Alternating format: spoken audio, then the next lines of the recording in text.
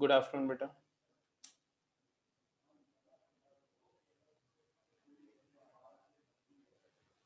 Very good afternoon.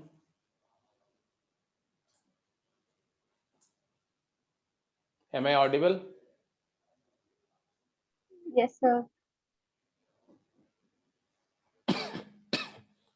अगर आप लोगों का बैंडविड्थ ठीक हो तो वीडियो ऑन कर लीजिए। डाउट्स बताइए फटाफट। राइट, क्या डिस्कस करने के लिए हम लोगों ने प्लान किया था इस सेशन में?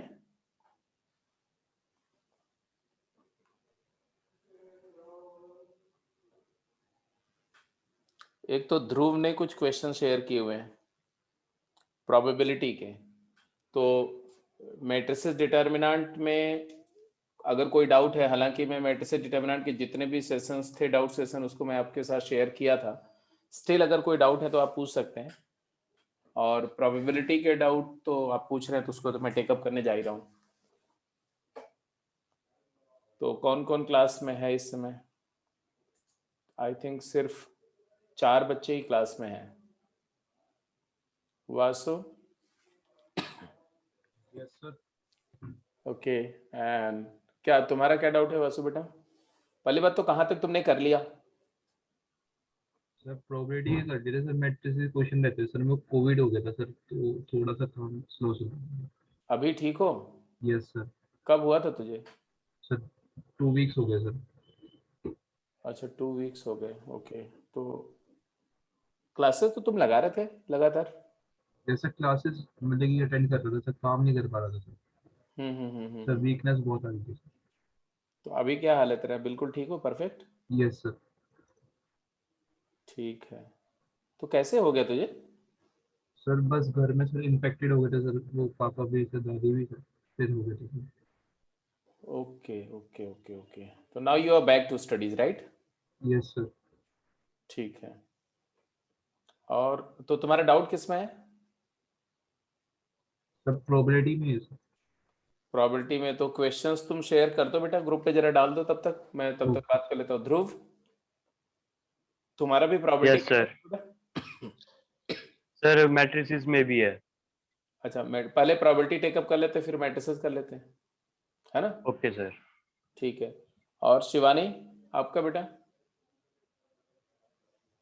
फिर प्रोबेबिलिटी की टेक्सचुअल एक्सरसाइज 2 और 3 में 2 क्वेश्चंस है और मैट्रिसेस में 3। ओके। और वीरेंद्र तुम्हारा? सर प्रोबेबिलिटी में है, टेक्सचुअल क्वेश्चंस में। ओके ठीक है। तो चलो ऐसा करते हैं, पहले प्रोबेबिलिटी के ही डिस्कस करते हैं और फिर आते हैं फर्दर। जो जो तुम्हारे डाउट है फटाफट जरा ग्रुप पे सेंड करो, तो शेयर करो मैसेज। और प्रोबेबिलिटी में कौन सी एक्सरसाइज के डाउट है ये मुझे बताते जाओ। टेक्सचुअल एक्सरसाइज के डाउट बोल रहे हो ना आप? Okay, just hold on.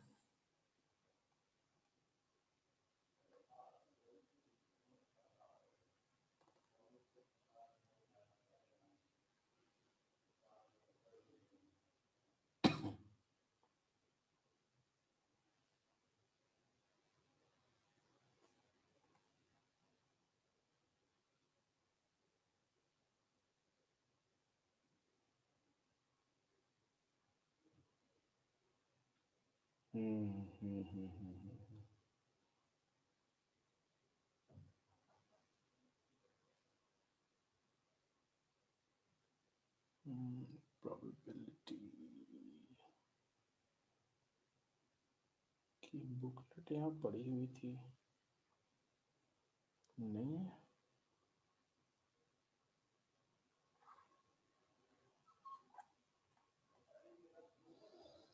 Okay, just hold on.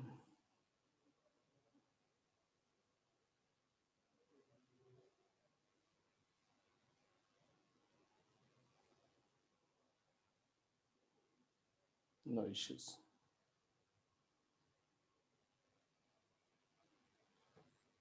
हाँ बताओ कौन सा है? टेक्सचुअल एक्सरसाइज 1 में कोई डाउट है बेटा? No sir. 1 में कोई डाउट नहीं है। टेक्सचुअल एक्सरसाइज 2 में कौन सा क्वेश्चन में डाउट है?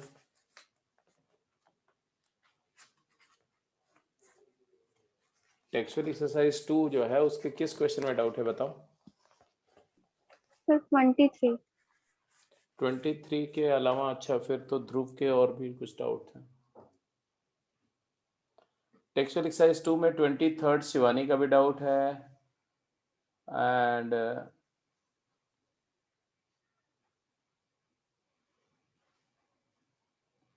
ध्रुव का एनसीईआरटी में डाउट है। बेटा ध्रुव बेटा तुम्हें तो एनसीईआरटी के क्वेश्चन का ना एक पिक क्लिक करके सेंड करना पड़ेगा। मेरे पास इस समय +2 की एनसीईआरटी नहीं है, राइट? तो वो आप एग्जाम्पलर या एनसीईआरटी से जो भी क्वेश्चन है उसको क्लिक करके सेंड कर दो। I just go through it. Okay okay sir. ठीक है, तब तक मैं बुकलेट के डाउट ले रहा हूँ। जो आपको टेक्सचुअल एक्सरसाइज के डाउट है वो लेते हैं। तो टेक्सचुअल एक्सरसाइज 2 का 23rd एंड 3 का 16। तो मैं सारे क्वेश्चन यहाँ लिख रहा हूँ which we are sir going. Group में सेंड कर दूं? हाँ ग्रुप में। टेक्सचुअल एक्सरसाइज 2 में आपने बोला question number 11, 23 and 24। Very correct. और कोई नहीं था? T2 में सिर्फ यही 3 ही क्वेश्चन आए हैं। अच्छा, ध्रुव ने टेक्सचुअल एक्सरसाइज 2 में कुछ और क्वेश्चन भी बोले, 9th क्वेश्चन भी बोला, राइट? तो 9th भी टेकअप करेंगे। इसके अलावा 23, 24 हो गया, 11 हो गया, 9, 11, 23, 24। ओके T2 एंड फिर T3 में जो डाउट है वो भी देख लो। T3 में जो आपके डाउट है वो कुछ इस तरह से, what is happening with this?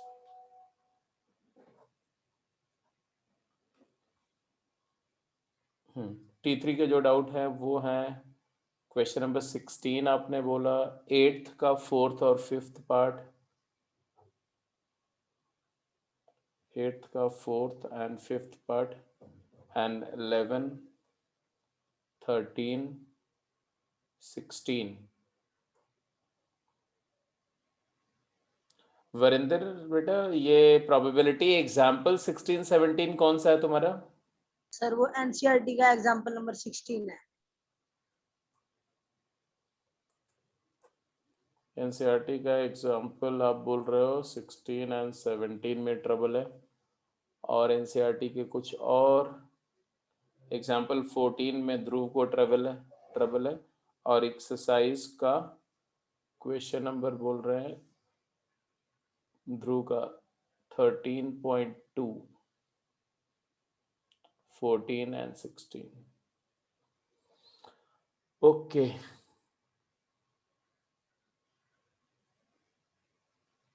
ठीक है, लेट्स कंटिन्यू। अब देखो सबसे पहले तो टेक्सचुअल एक्सरसाइज 2 पर देखिए क्वेश्चन, एक एक क्वेश्चन मैं टेकअप कर रहा हूँ। पहला क्वेश्चन है क्वेश्चन नंबर 9, ठीक है? 9th क्वेश्चन देखो T2 का। 9th question says a party of 10 take their seat at a round table. तो एक राउंड टेबल है और 10 लोगों की एक पार्टी है जो इसी राउंड टेबल के अराउंड बैठ रहे हैं। There are 10 persons।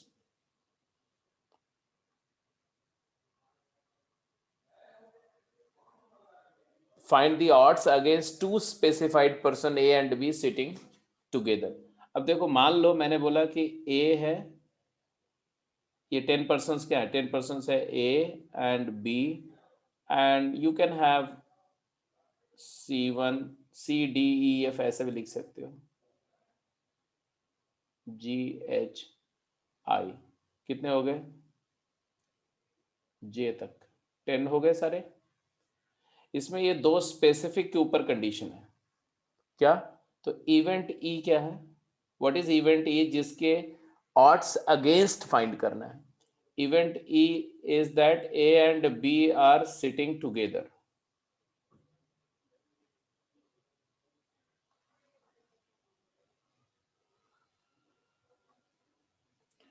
अब यहां पर देखो तो A एंड B टुगेदर है, 10 लोगों को सर्कल पे अरेंज करना है। तो what is NS? How many ways you can arrange 10 persons around a circle? तो आप किसी एक पर्सन की पोजीशन को फिक्स कर दो, मान लो A की पोजीशन को फिक्स कर दो, और फिर बचे हुए जितने भी हैं वो कितने प्लेसेस बचे हुए होंगे?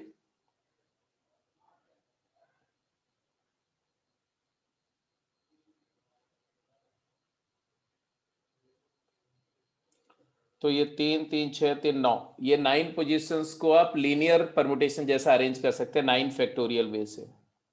ये तो हो गया एनएस। एन ई क्या है? एन ई, क्योंकि ऑड्स इन फेवर या ऑड्स अगेंस्ट फाइंड करने के लिए मुझे number of ways the event can happen and number of ways it can not happen, दोनों चाहिए होगा। तो if A and B are sitting together, उसके कितने वेज हैं? ए और बी की सेटिंग एक साथ हो, उसके कितने वेज हैं? तो दो तरीके से ये चीज को आप काउंट कर सकते हैं। एक कि भाई ऐसा है कि ये दो पोजीशंस में से बी को बिठाने का, या तो बी को यहां प्लेस करोगे या तो बी को यहां, ए के नेबर्स में, दो नेबर्स है या तो लेफ्ट में या तो राइट में, दो तरीके से बी को प्लेस कर सकते हो। और बी को दो तरह से प्लेस करने के साथ साथ जो रिमेनिंग 8 हैं उनको आप जैसे चाहो वैसे 8 फैक्टोरियल वे से अरेंज कर सकते हो।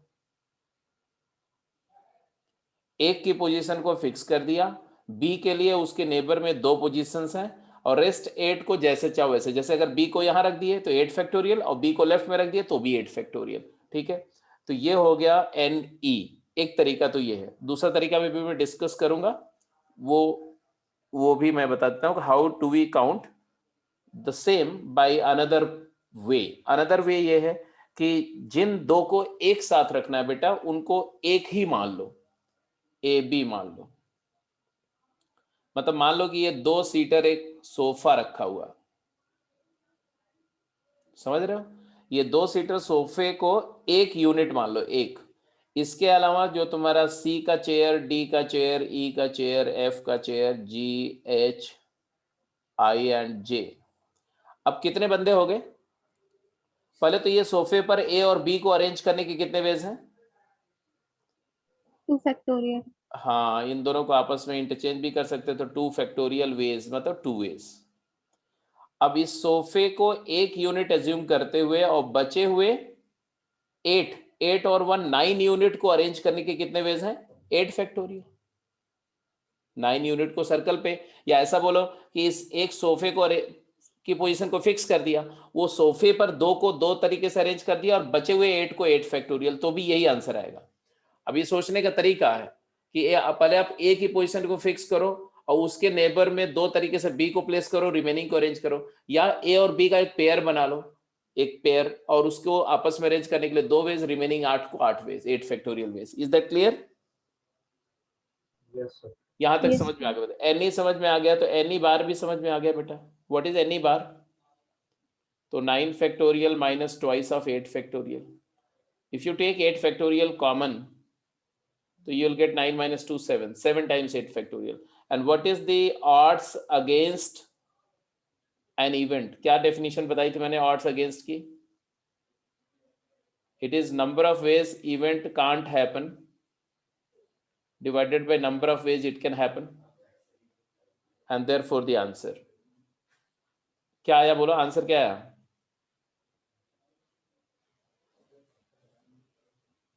seven by 2. Yes, 7:2।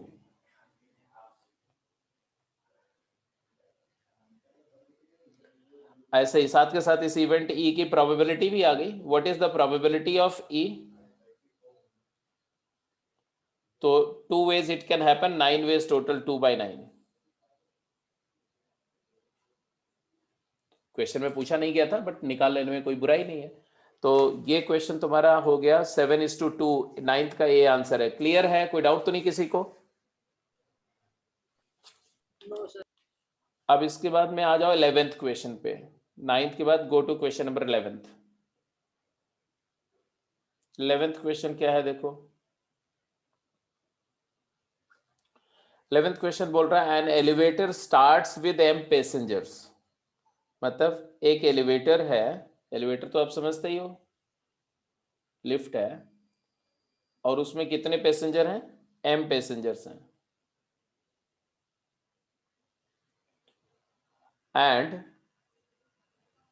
Stops at n floors. तो ये एलिवेटर जो है n नंबर ऑफ फ्लोर्स पर रुकती है। मतलब है कि ऐसे मान लो फ्लोर्स हैं, ये फ्लोर्स हैं, ऐसे तमाम फ्लोर्स हैं। ऐसे टोटल कितने फ्लोर्स हैं? तो n फ्लोर्स हैं। और हर एक फ्लोर पर ये एलिवेटर रुकेगी। ये ध्यान, ये दिया हुआ है क्वेश्चन में। मतलब है कि ये एलिवेटर अगर यहाँ से स्टार्ट कर रही है तो यहाँ पर रुकेगी और फिर ये हर फ्लोर पे रुक सकती है, फ्लोर बाय फ्लोर रुकती रहेगी। अब क्या आगे पढ़ो, क्या बोल रहे हैं, आगे क्या बोल रहे हैं?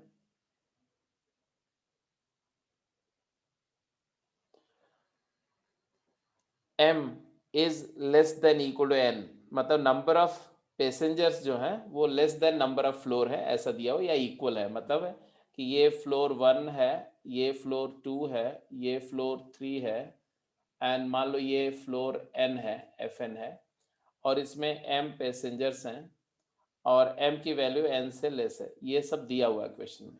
आगे क्या बोल रहे हैं? The probability that no two passenger align at the same floor. अब यहां फिर से बोलो कि इस इवेंट में होगा क्या। एक एलिवेटर है, m बंदे ग्राउंड फ्लोर पे उसमें एंटर कर गए, अब वो लिफ्ट पे जा रहे हैं। समझ रहे मेरी बात को? अब एलिवेटर ऊपर की तरफ ड्रैग हो रही है, जो बंदे हैं वो एलिवेटर में बैठे हुए हैं। अब क्या पॉसिबिलिटी क्या हो सकती है? हर बंदे के पास कितनी चॉइस है, क्योंकि एलिवेटर तो हर फ्लोर पे रुकेगी। इसका मतलब है कोई भी पर्सन के पास में उतरने के लिए, to get down, to get out of the elevator, how many choices each person has? n ways. n ways। Clear n ways है, तो हम यहां लिख देते हैं। चलो, जो आपने बोला वो मैंने लिख दिया। क्या लिखा कि number of choices for each passenger to exit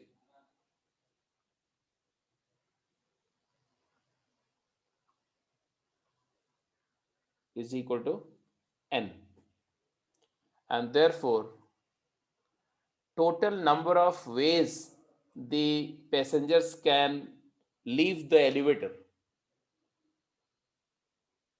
तो पहला पैसेंजर भी n वे से एग्जिट कर सकता है, दूसरा पैसेंजर भी n वे से एग्जिट कर सकता है, तीसरा भी n वे से एग्जिट कर सकता है, और टोटल ऐसे m पैसेंजर्स हैं, तो it is n multiplied by n multiplied by n, how many times? बोलो बेटा। m times. हाँ, जितने पैसेंजर है हर पैसेंजर के लिए m चॉइसेस हैं, तो m टाइम्स। तो आंसर क्या है? m की पावर n आ गया। ये आया टोटल, ns आया, number of ways the passengers can exit. अब आगे बोलो, what is the event? What is the event? n की पावर m नहीं होगा? अरे n की पावर m ही है, I am very sorry, m की पावर n।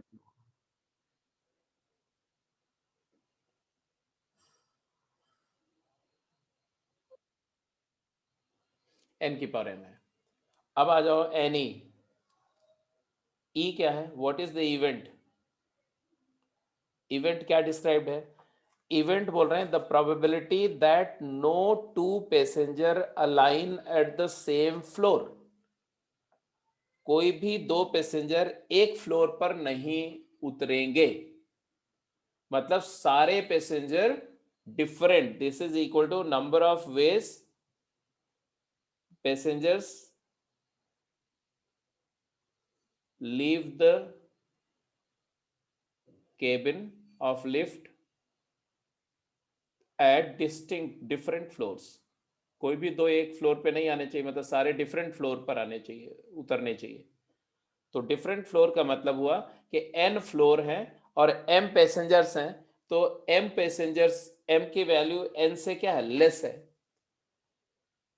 तो n फ्लोर पर m पैसेंजर्स को परम्यूट करना है, तो इट इज इक्वल टू, ऐसे एक दो तरीके हैं। एक तरीका है कि भाई m को n पे परम्यूट करना है, n प्लेसेस हैं और m ऑब्जेक्ट हैं, परम्यूट करना है कितने वे से?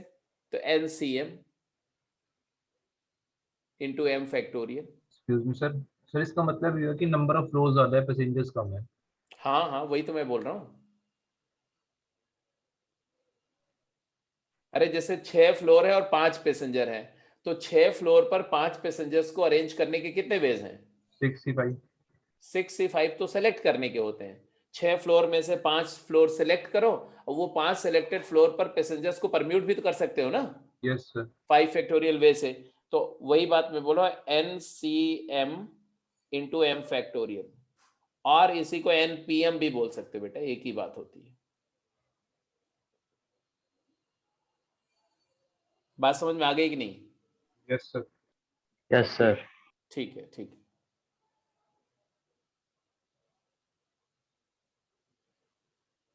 आगे चलो, आगे।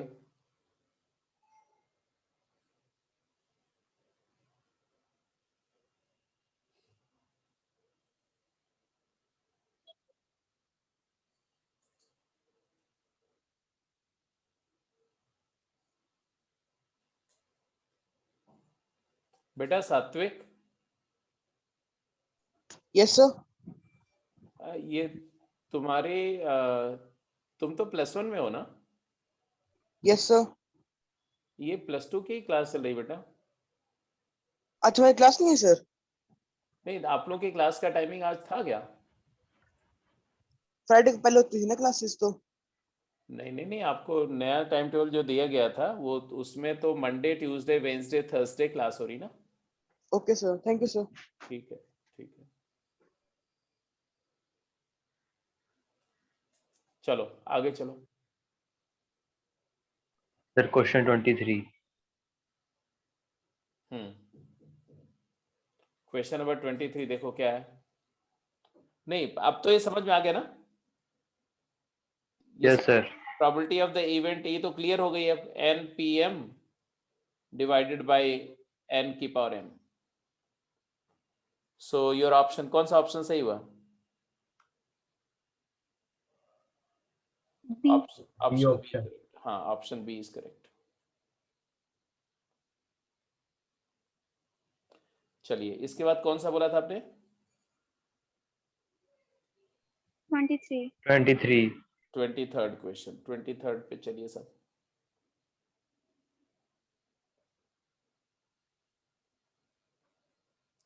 ट्वेंटी-थर्ड क्वेश्चन क्या है? If you look at the question, it says that if 3 dice are thrown, 3 dice are thrown, 3 dice throw कर रहे हैं, then the probability that they show the numbers in AP। अब इसमें क्या दिक्कत है बताओ? 3 डाइस को थ्रो कर रहे हैं, तो सबसे पहले तो in a throw of 3 dice, what is NS? 6 cube.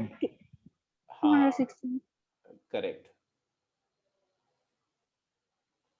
Number of S is equal to XYZ ordered triplet such that XYZ belongs to 1 2 3 4 5 6. It is equal to 6 cube, very correct, 216। अब ये तो NS आ गया, NE क्या होगा? तो NE number of E हो जाएगा बेटा, number of the order triplet XYZ with a condition that y minus x is equal to z minus y। यही है ना? बोलो। Yes sir.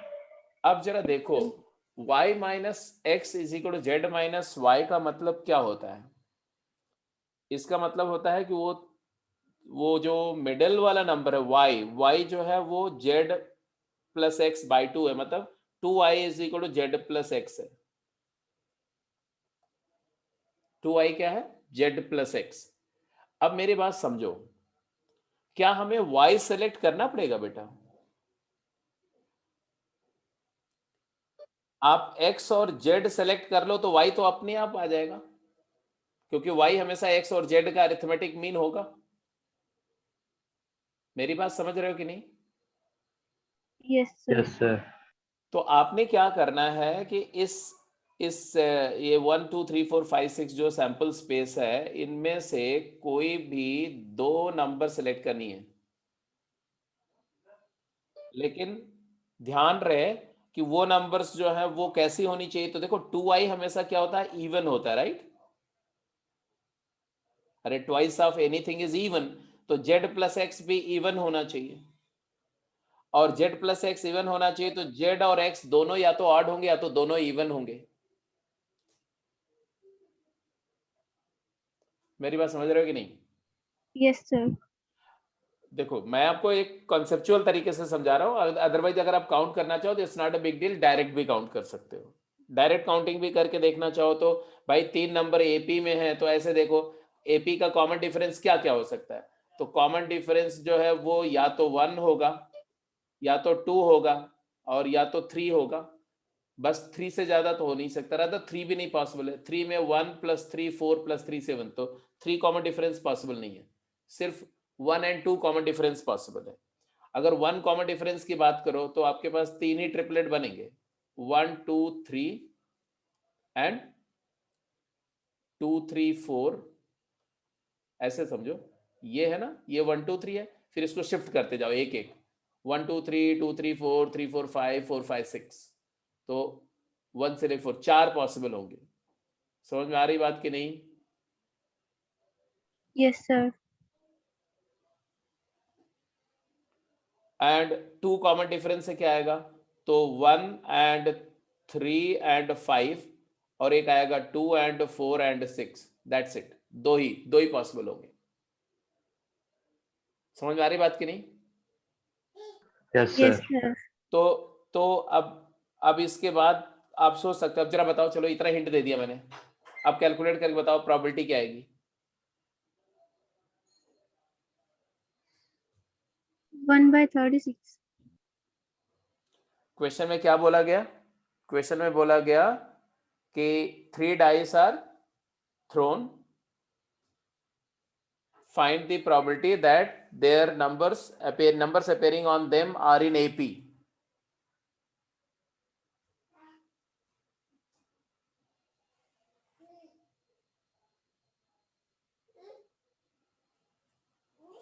तो NE क्या है बताओ, NE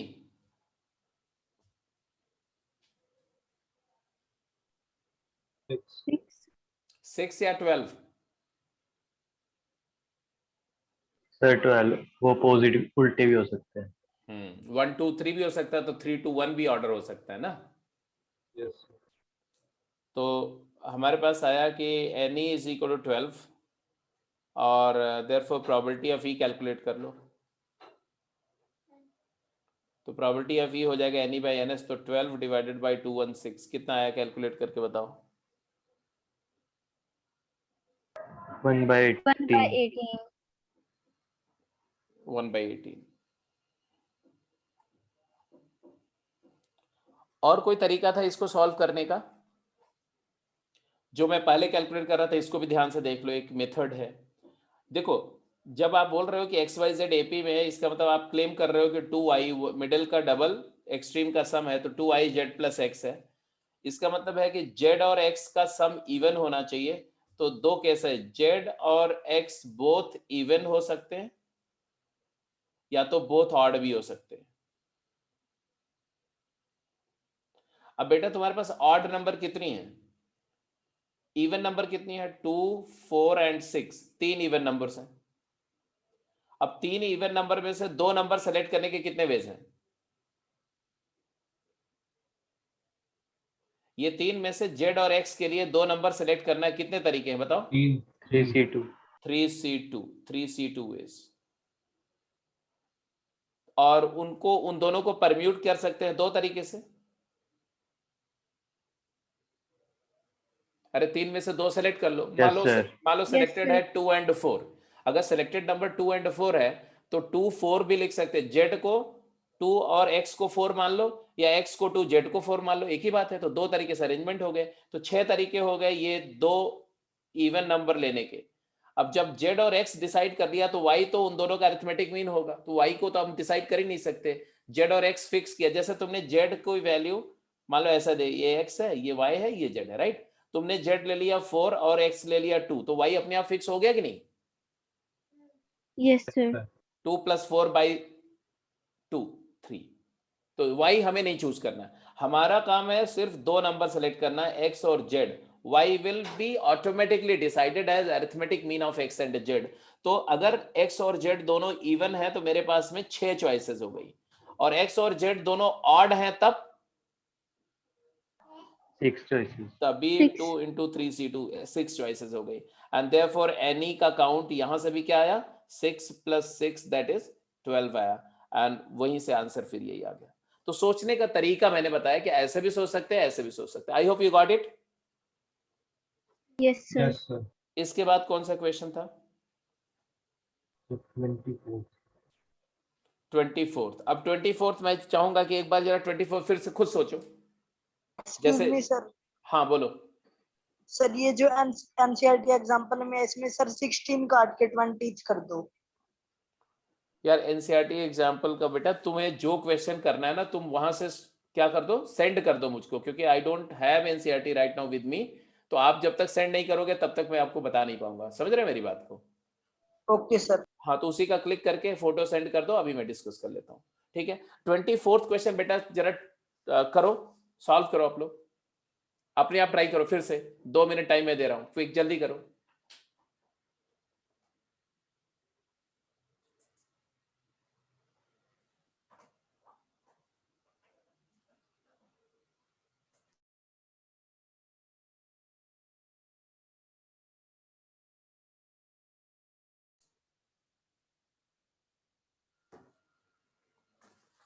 क्या था क्वेश्चन नंबर 24? देखो किसका इसका हो गया। बोल रहे हैं अ coin is toss 2n + 1 time. एक कॉइन को 2n + 1 टाइम्स टॉस कर रहे हैं, तो व्हाट इज ns? कॉइन के 2 लिए × 2n + 1। सैंपल स्पेस होता है हेड कॉमा टेल। तो in a toss of coin 2n + 1 times, sample space हो जाएगा ns = इसी को ऐसे बोल सकते हैं कि n कॉइन्स टॉस कर, 2n + 1 कॉइन्स टॉस करो, एक ही बात है। 2n + 1 कॉइन एक बार में टॉस करो तो भी वही बात होती है, और एक ही कॉइन को 2n + 1 टॉस करो तो पहला टॉस को पहला कॉइन, दूसरे को दूसरा कॉइन, ऐसा मान करके हर एक टॉस में 2 चॉइस है, 2 की पावर 2n + 1 आएगा। इतना तो सबको समझ में आ रहा है, इजंट इट? ये तो सबको क्लियर है? Yes sir. Yes sir. अब बोला the probability of getting head at most n times. Probability of getting head at most n times मतलब क्या हुआ कि कितने हेड बोल रहे हैं? At most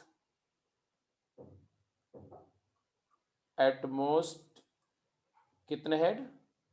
n heads.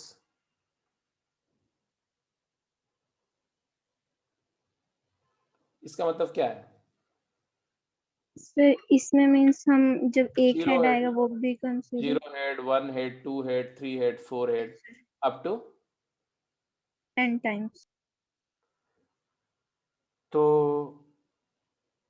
Basically situation कुछ ऐसे होगी कि 0 हेड की क्या प्रोबेबिलिटी होगी, या मान लो ऐसा मैं बोलूं कि k नंबर ऑफ हेड की क्या प्रोबेबिलिटी है, प्रोबेबिलिटी ऑफ k हेड्स की क्या होगा?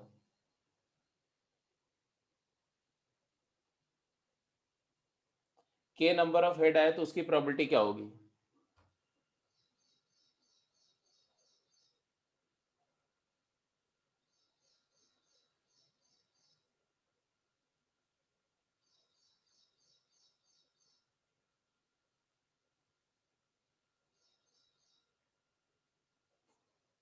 तो वो होगी, अब भाई k हेड अगर बोल रहे हो, 2n + 1 टॉसेज हैं, टॉस 1, टॉस 2, टॉस 3 और अप टू टॉस 2n + 1, और हमें इस 2n + 1 में से k नंबर ऑफ टॉस पर हेड चाहिए। तो कौन से k नंबर ऑफ टॉस पे? तो पहले आप 2n + 1 में से k सेलेक्ट करो, 2n + 1 ck, और वो सेलेक्टेड टॉस पर हेड आना है, सेलेक्ट कर लिया। अब हेड आने, किसी भी टॉस में हेड आने की प्रोबेबिलिटी क्या है? Probability of head on any toss क्या है? 1/2। और प्रोबेबिलिटी ऑफ टेल भी किसी टॉस पर क्या है? 1/2 प्रोबेबिलिटी है। मानते हो कि नहीं मानते हो? जल्दी बोलो। Yes yes. सर। ओके, तो k नंबर ऑफ टॉसेस मैंने सेलेक्ट किए, जिस पर मैं हेड मान रहा हूं, तो ऑब्वियस सी बात है बचे हुए सारे टॉसेस पर टेल आएगा। तो हेड आने की प्रोबेबिलिटी किसी भी टॉस पर अगर 1/2 है, तो मान लो वो के टॉसेस हैं, पहला, दूसरा, तीसरा नहीं, मान लो चौथा, ऐसे करके के है। तो इस पे प्रोबेबिलिटी 1/2 एंड इस पे भी 1/2 एंड इस पे भी 1/2, 1/2 1/2 1/2 के बारी मल्टीप्लाई होगा, तो 1/2 की पावर के। और बचे हुए कितने टॉसेस हैं? 2n + 1 माइनस के, तो उस पर भी टेल आने की प्रोबेबिलिटी 1/2 की पावर 2n + 1 माइनस के। कहने का मतलब है कि प्रोबेबिलिटी ऑफ के हेड्स, एग्जैक्टली के नंबर ऑफ हेड की प्रोबेबिलिटी होगी 2n + 1 ck इंटू 1/2 की पावर n। ये एग्जैक्टली के हेड की प्रोबेबिलिटी है, बट हमें कौन सी चाहिए? हमें चाहिए प्रोबेबिलिटी ऑफ 0 हेड और 1 हेड और 2 हेड और 3 हेड एंड और ऐसे करके कहां तक? n head. और ऑब्वियस सी बात है कि ये सारी इवेंट, ये इवेंट और ये इवेंट, ये सब म्यूचुअली क्या है? एक्सक्लूसिव है। क्योंकि अगर 0 हेड आ रहा है तो 1 हेड नहीं हो सकता, 1 हेड आ रहा है तो 2 हेड नहीं हो सकता, सब म्यूचुअली एक्सक्लूसिव इवेंट्स है, तो इनकी प्रोबेबिलिटी ऐड हो जाएगी। Since all are exclusive events, all are exclusive events, therefore इनकी प्रोबेबिलिटी ऐड होगी, तो क्या आ जाएगा? Sigma P k head and k varies 0 to n, और सिग्मा पी के हमने कैलकुलेट किया हुआ, के हेड की प्रोबेबिलिटी ये निकाली है ये, तो आ जाएगा तुम्हारा समेशन 2n + 1 ck 1/2 की पावर n, और k की वैल्यू 0 से लेके n तक जाएगी, तो आंसर आएगा 1/2 की पावर n, तो कांस्टेंट है, बाहर आ जाएगा।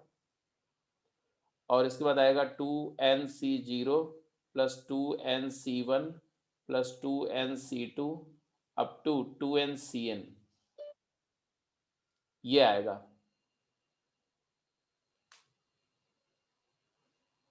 अब जरा ध्यान से देखो बेटा, यहां इसके बाद अब प्रॉब्लम बाइनोमियल की, एक्चुअली ये बाइनोमियल का काफी इस्तेमाल है इस पर्टिकुलर प्रॉब्लम में। सर हाँ बोलो। सर इसमें टेल्स के केस पे ले सर 1/2 2n + 1 माइनस के। क्या बोला? मैं समझा नहीं, फिर से बोलो। टेल टेल आता है सर, उसके केस की हमने कंप्लीट कर लिया सर, जब पी के टाइम हेड्स निकाले थे, हाँ तो सर उसमें 1/2 2n + 1 माइनस के क्यों करा सर? बेटा, कितने टॉस हैं टोटल? सर के टॉस नहीं नहीं, टोटल टॉस के कैसे है यार? नहीं 2n + 1 है सर। हाँ, 2n + 1 टॉस है।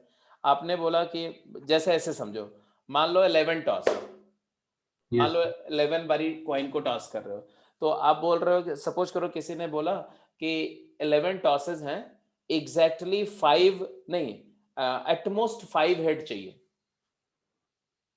Are you getting my point?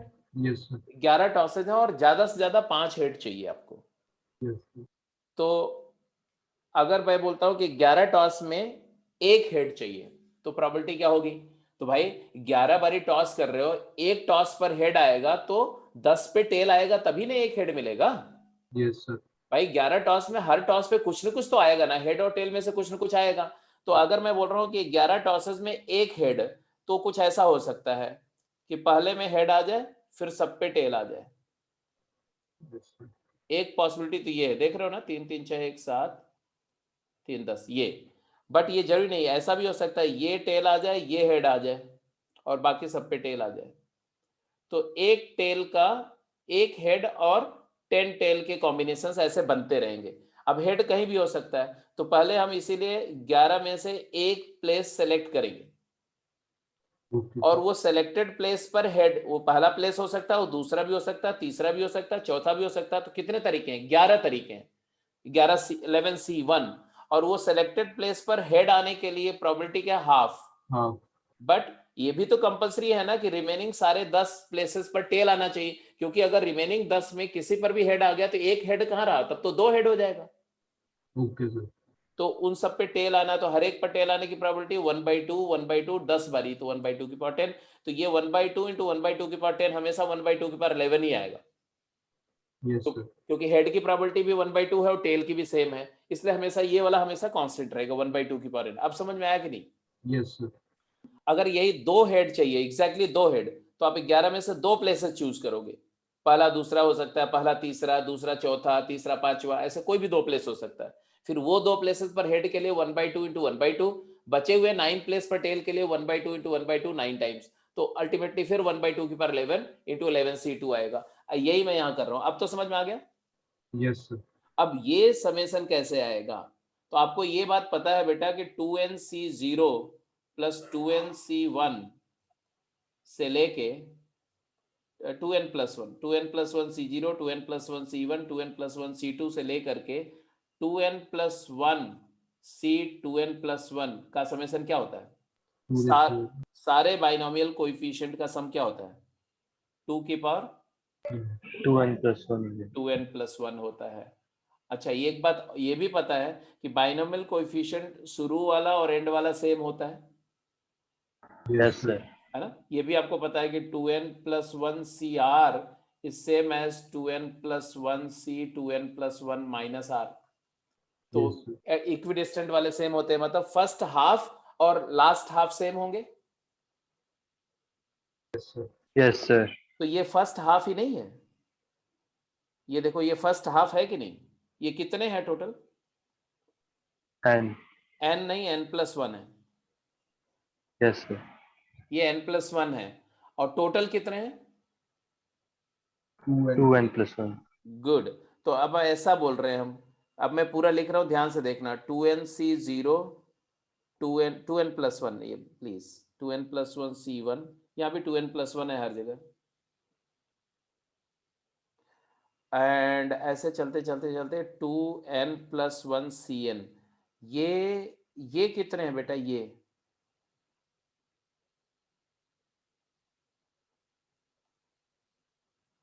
ये कितने हैं? n n है। और ये n प्लस वन है, इसके बाद 2n plus one C n plus one, 2n plus one C n plus two, ऐसे चलते चलते चलते 2n plus one C 2n plus one. ये कितने हैं ये वाले? n ये भी n है, और ये बीच वाला एक है। Are you getting my point? अब यस सर अब मुझे ये बताओ कि ये पहला जो ब्रैकेट है, ये समेसन, ये n का समेसन को अगर मैं s बोल दूं s, तो ये समेसन भी s होगा, क्योंकि इक्विडिस्टेंट वाले तो सेम होते हैं। ये पहला वाला लास्ट के इक्वल होगा, दूसरा वाला सेकेंड लास्ट के इक्वल होगा, और Yes, ये sir. वाला इसके इक्वल होगा। वो तो दिख ही रहा है, 2n plus one C N minus one, 2n plus one C N plus one, दोनों सेम है। Yes, sir. और ये पूरे का समेसन आपने क्या बोला? 2 की पावर 2n प्लस वन। तो हमने यहां पर क्या क्लेम कर रहे हैं? हम ये क्लेम कर रहे हैं साहब, हमारा क्लेम क्या है वो समझो।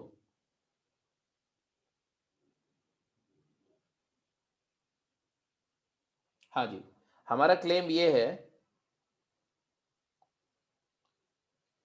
कि s और s 2s, ओ नो,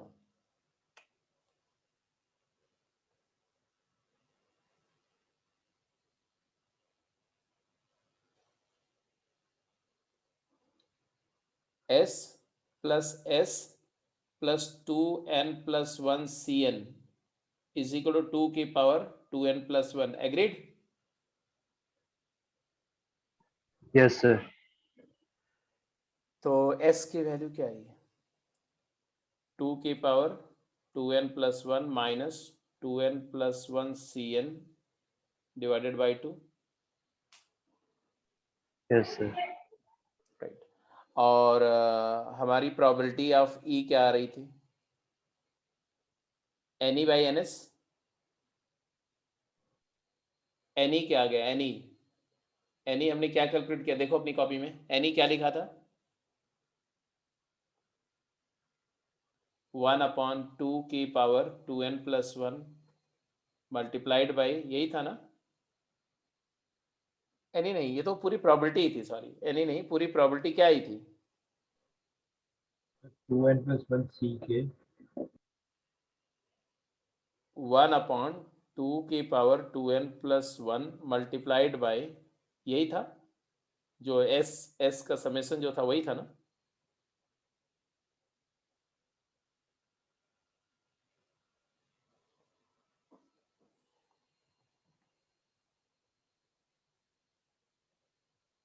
यही है ना? Yes sir.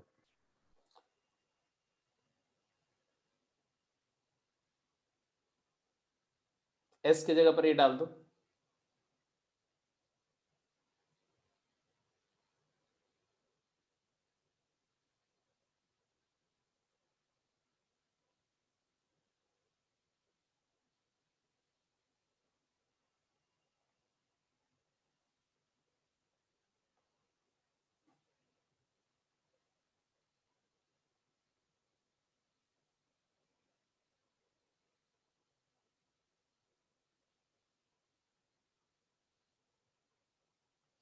अब जब मल्टीप्लाई करोगे इसको ना, तो ये 1/this और ये कैंसिल होकर के 1/2 plus 2n+1 cn divided by 2 की पावर 2n+2 होगा। ये प्रोबेबिलिटी है, this is the probability.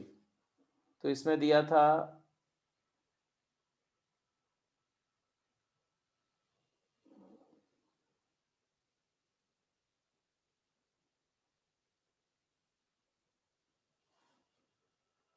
2n+1 cn की वैल्यू, तो इससे तो कोई नहीं मैच करेगा, ऑप्शन तो कोई नहीं मैच करेगा।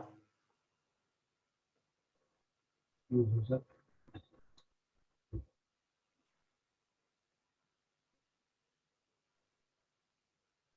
सर जो ये 1/2 की पावर 2n+1 है, इधर 1/2 की पावर n आएगा। कहाँ पर कहाँ पर?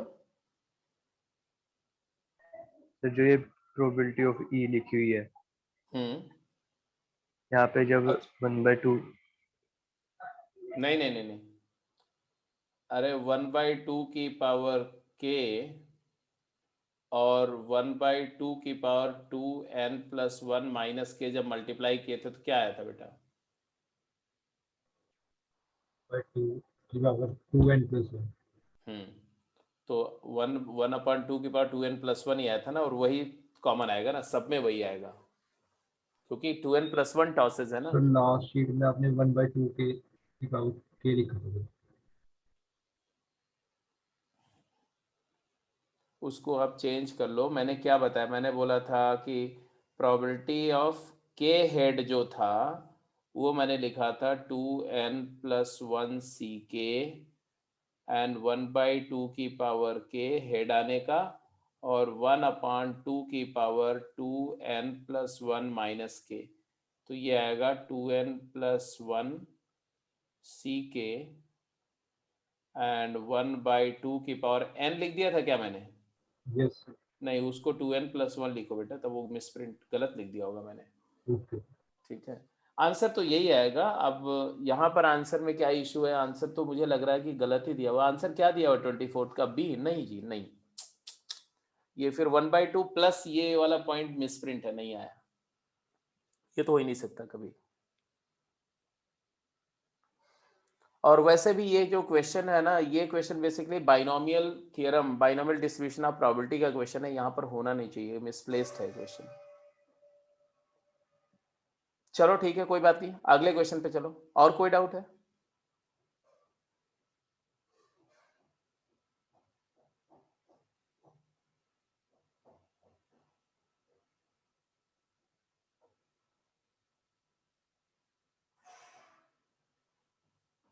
और कौन सा डाउट था? ये तो तुम्हारा एक्सरसाइज 2 हो गया ना। एक्सरसाइज 3 में कौन कौन सा डाउट था?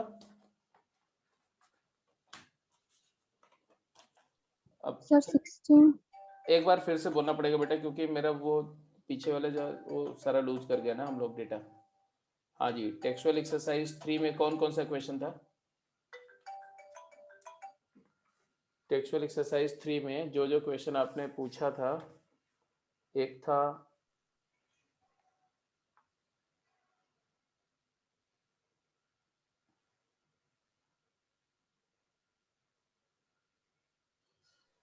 सर एक बार लास्ट शीट दिखाया सर।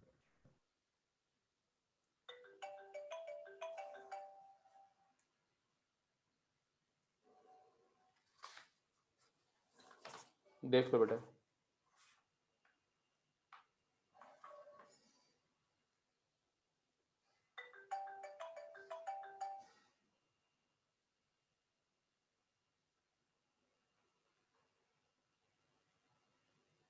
Done sir. अब देख लो जो जो क्वेश्चन अभी पेंडिंग है। टेक्सचुअल एक्सरसाइज 3 में बताया पूछा गया है, एक तो 16th क्वेश्चन, सर 7th भी। 7th भी है, 8th का 4th एंड 5th है, और फिर 11 है, 13 है, 16 है। और कोई तो नहीं है? इसके अलावा अगर किसी का है तो बोल दो। सर 13 कट कर दो।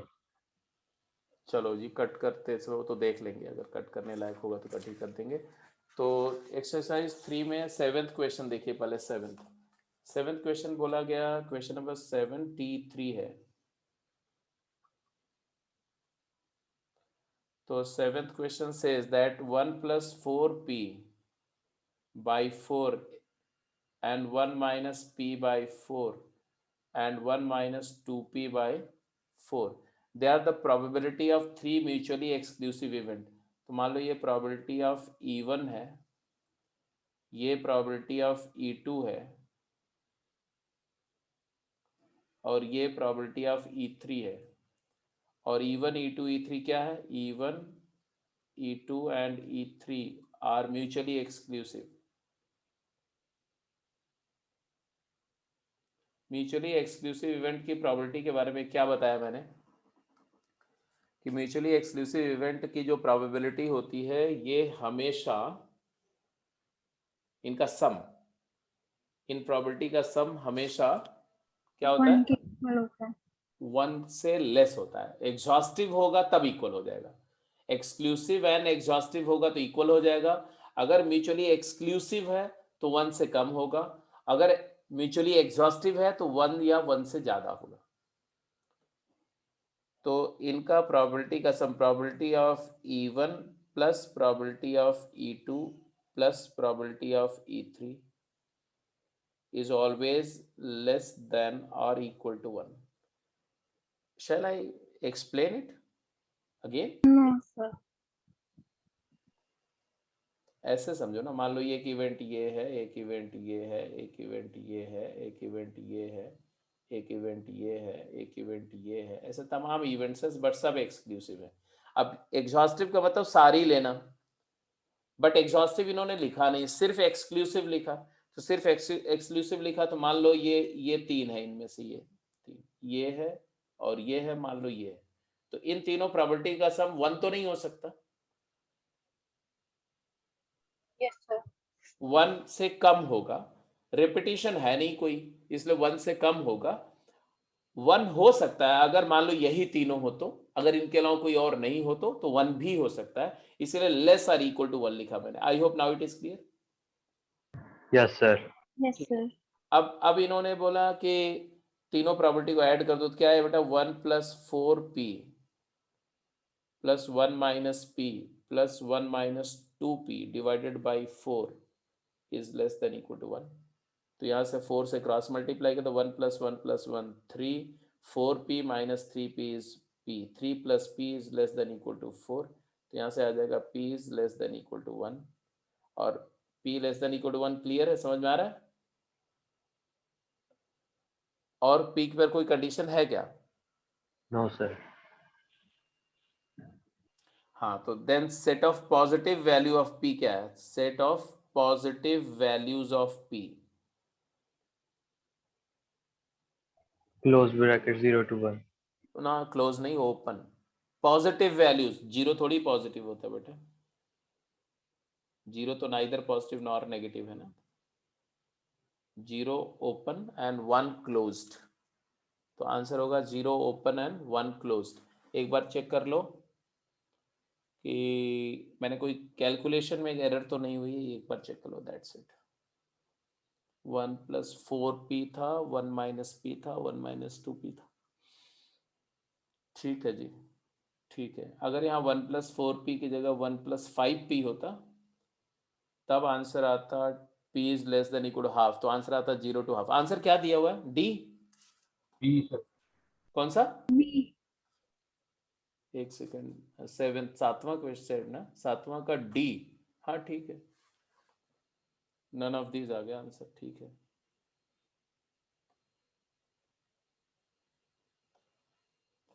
क्लियर है भाई? सर बी गिवन है आंसर। मेरे पास जो है उसमें तो डी गिवन है, 7th का डी।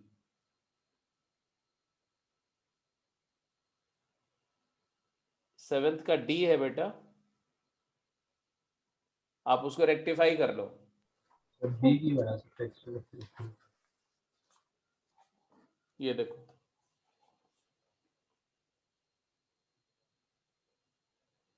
दिख रहा है?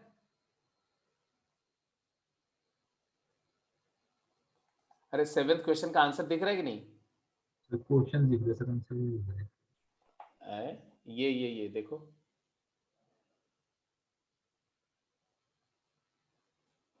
आंसर नहीं दिख रहा? सर देख गया सर, डी है सर। हाँ, तो डी आंसर है, डी। चलो कोई बात नहीं, आंसर में कुछ जगह पे करेक्शन है। आप जिस चीज में दिक्कत होगी ना बता देना, मैं यहाँ से कंफर्म कर दूंगा। हो सकता है कि वो पुरानी फाइल शेयर हो गई हो तो उसमें करेक्शन नहीं लगा होगा। ये लेटेस्ट वाली फाइल है, इसमें करेक्शन लगा हुआ जो कॉपी है मेरे पास में। और बताओ। सर 8th का 9th का 4th एंड 5th। हाँ, अगर जो बोल रहे हो ना बी आंसर, अगर बोल रहे हो तुम, बी बोल रहे थे ना? Yes sir. Yes B sir. B answer होगा तब होगा बेटा जब ये जो है ना, मैंने बोला भी था अभी थोड़ी देर पहले आपको, कि जब ये 1+5p/4 होगा तब हो जाएगा बी। तब अपने आप देखो ये 3+2p हो जाएगा, तो 2p लेस देन इक्वल 1 होगा तो p less than equal half हो जाएगा, उस केस में आ जाएगा। इसके कॉरेस्पॉन्डिंग कैलकुलेशन में ऐसा आ जाएगा, 3+2p is less than equal to 4, तो 2p is less than equal to 1, then p is less than equal to half, और p पॉजिटिव है तो 0 से हाफ आ जाएगा आंसर। बट वो तब होगा जब ये करेक्शन हो जाए यहाँ क्वेश्चन में, तो अदरवाइज नहीं। एनीवे, अब इसके अलावा क्वेश्चन नंबर था 8th क्वेश्चन देखिए, क्वेश्चन नंबर 8 सर देखिए। 8th नहीं था, 9th था, वो गलती से लिख दिया था। चलो बढ़िया, अच्छी बात है। 8th नहीं था, 9th था, ये 9th कर दो इसको। हाँ जी, क्वेश्चन नंबर 9th देखिए सब। 9th क्वेश्चन में बी 4th और 5th पार्ट पूछा मैंने। क्वेश्चन दिया, bag contains 6 red and 4 black ball. 9th का 4th part and 5th part. तो एक बैग है जिसमें क्या कॉन्स्टिट्यूएंट है उसका, कितनी बॉल रेड है, कितनी बॉल किस कलर की है, बताओ फटाफट, पढ़ते जाओ बोलते जाओ। 6 बॉल्स रेड है और 4 ब्लैक है। ठीक है सब, 6 रेड है और 4 ब्लैक है, अच्छी बात है। फिर क्या बोला further? 3 balls are taken out randomly। 3 ball इसमें से निकाल ली गई। 3 balls are taken out randomly. The probability that all at least one is red. At least one red. मतलब समझ रहे हो क्या मतलब है इसका? At least one red का मतलब है, इस इवेंट को समझो, ये इवेंट में कई सारी पॉसिबिलिटी है। क्या क्या पॉसिबिलिटी है? 1 रेड 2 रेड और 3 रेड। हाँ, 1 रेड और 2 ब्लैक, या 2 रेड और 1 ब्लैक, या तीनों रेड, ये पॉसिबिलिटी है। तो ई बार क्या हो गया? ई बार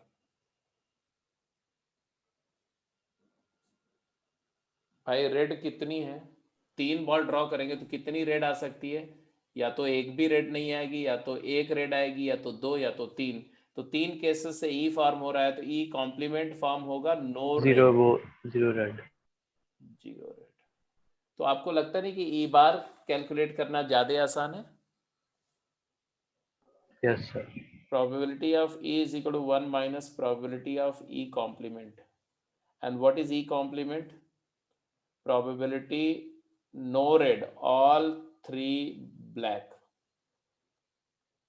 अब 3 ब्लैक लेने की प्रोबेबिलिटी क्या आएगी बेटा? तो 4 ब्लैक है, 4 में से 3 सेलेक्ट कर लो, और NS क्या हो जाएगा? 10C3।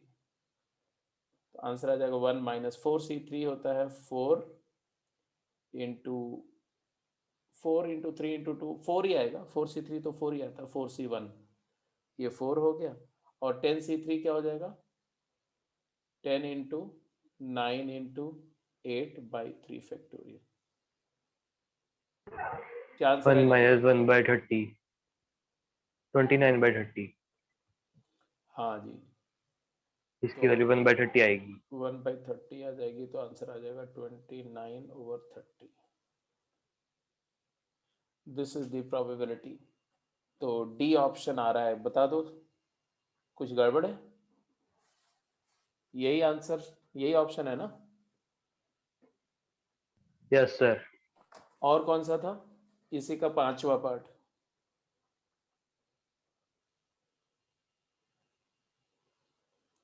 इसका 5वें पार्ट में क्या क्या दिया हुआ है? At most 2 red, probability at most 2 red, ज्यादा से ज्यादा 2 रेड का मतलब क्या हो गया कि 0 रेड, 1 रेड, 2 रेड, तो इसका कॉम्प्लीमेंट्री क्या हो जाएगा 1 minus 3 red. Probability 3 red, all 3 red. तो ये भी वही आ जाएगा बेटा, थोड़ा सा चेंज करके 1 minus 3 red 6c3 divided by 10c3, calculate कर लेंगे।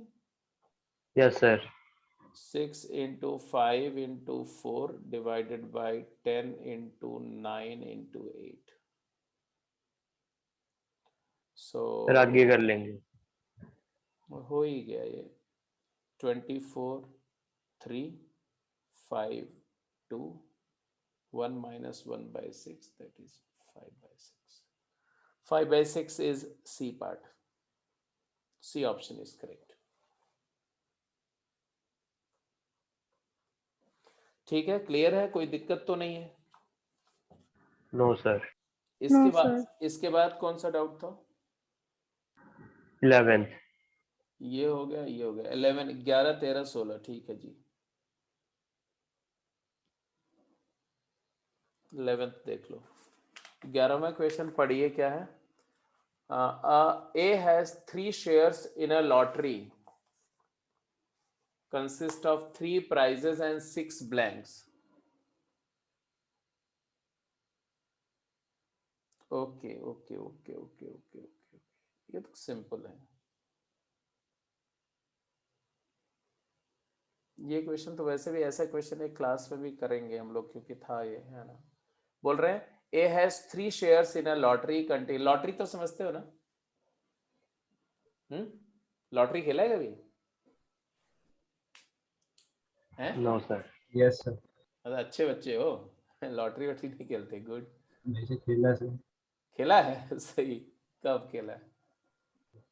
एशिया में। क्या होता है लॉटरी में? लॉटरी में आप टिकट बाई करते हो, है ना, कूपन्स बाई करते हो, यस। और मान लो कि जैसे कोई पर्टिकुलर फेस्टिवल्स पे आते रहते ना, दीपावली धमाका ऐसा कुछ, दिवाली बम्पर है, ठीक है, और एक दिवाली धमाका है, ऐसे 2 लॉटरी है, ठीक है। ये जो दिवाली बम्पर है इसके बारे में बोला, मान लो ये ए है, this is A and this is B, नहीं ए एंड बी 2 पर्सन है, सॉरी, ठीक है। ए ने दिवाली बम्पर खरीदा और उसमें क्या है 3 प्राइजेस एंड 6 ब्लैंक है, मतलब उसके 3 प्राइज्ड टिकट हैं और 6 ब्लैंक टिकट हैं,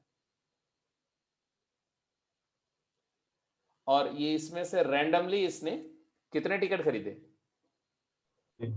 हाँ, A bought 3 shares, 3 tickets. Similarly B ने क्या किया, बी ने एक दूसरी लॉटरी है दिवाली धमाका, धमाका करने के लिए इसने यहां से कितने टिकट खरीदे? 1 टिकट खरीदा, और इसके बारे में इंफॉर्मेशन क्या है कि इस पे 3 टिकट है इसके, एक पर प्राइज है और 2 पर 2 ब्लैंक। अब ये सिचुएशन है साहब, तो ऑब्वियसली विन करना मतलब क्या हुआ? विन करना मतलब कम से कम एक प्राइज आ जाना। अब ए ने 3 टिकट खरीदा है तो हो सकता है एक प्राइज मिले, 2 ब्लैंक आ जाए, या 2 प्राइज 1 ब्लैंक आ जाए, या तीनों पे प्राइज आ जाए। ए के साथ ऐसा हो सकता है और ऐसा होने पे वो विनर ही बोला जाएगा। और बी की बात करें तो बी एक टिकट खरीदा है तो प्राइज आ गया तो विन कर गया, और ब्लैंक आ गया तो लूज कर गया बी के लिए, बिकॉज उसने एक ही खरीदा है।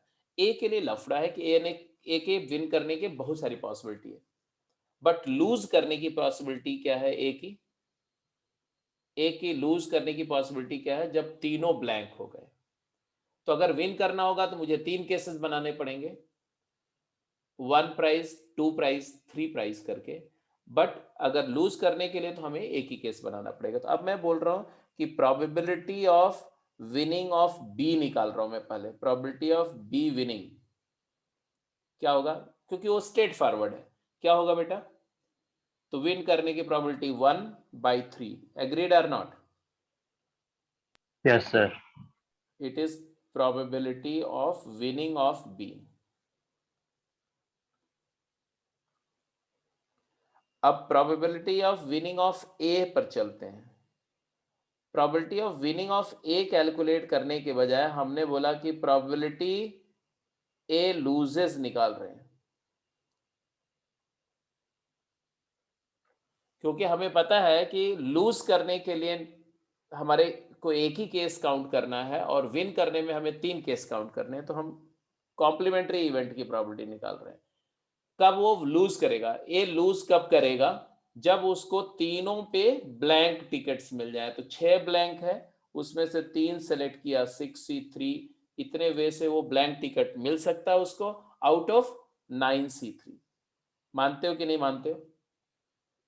Yes, sir. Yes, sir. हाँ, नहीं भी मानोगे तो भी यही सच्चाई होगी, इसलिए मानना पड़ेगा। 6C3 क्या होता है, 6C3 होता है 6 × 5 × 4 डिवाइडेड बाई 3 फैक्टोरियल, तो कैंसिल ही हो जाएगा, नीचे भी 3 फैक्टोरियल आएगा। 9 × 8 × 7, 3 फैक्टोरियल न्यूमरेटर और डिनोमिनेटर में से कैंसिल हो गया, इजंट इट? Yes, sir. तो क्या दिख रहा है आपको, ये 72 है, 24 है, 6 4 जा 24, 9 8 जा 72, तो यहाँ 3 आ गया, तो आ गया 5/21। आया कि नहीं आया? Yes, sir. तो प्रोबेबिलिटी ऑफ ए विन क्या आएगा, 1 minus probability A loses. Complementary rule use किया मैंने, बोलो हाँ या ना। Yes, sir. Yes, sir. So it is equal to 1 minus 5/21, so it is equal to 16/21। ए का विन करने का प्रोबेबिलिटी 16/21, बी का विन करने का प्रोबेबिलिटी कितना कैलकुलेट किया था भाई हमने? 1/3. 1/3। क्या पूछा इन्होंने, compare their chances of success. तो probability of winning of B upon probability of winning of A क्या है भाई, it is equal to 1/3 over 16/21।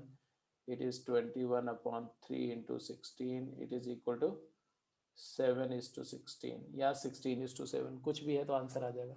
7:16 है तो सी ऑप्शन इज करेक्ट।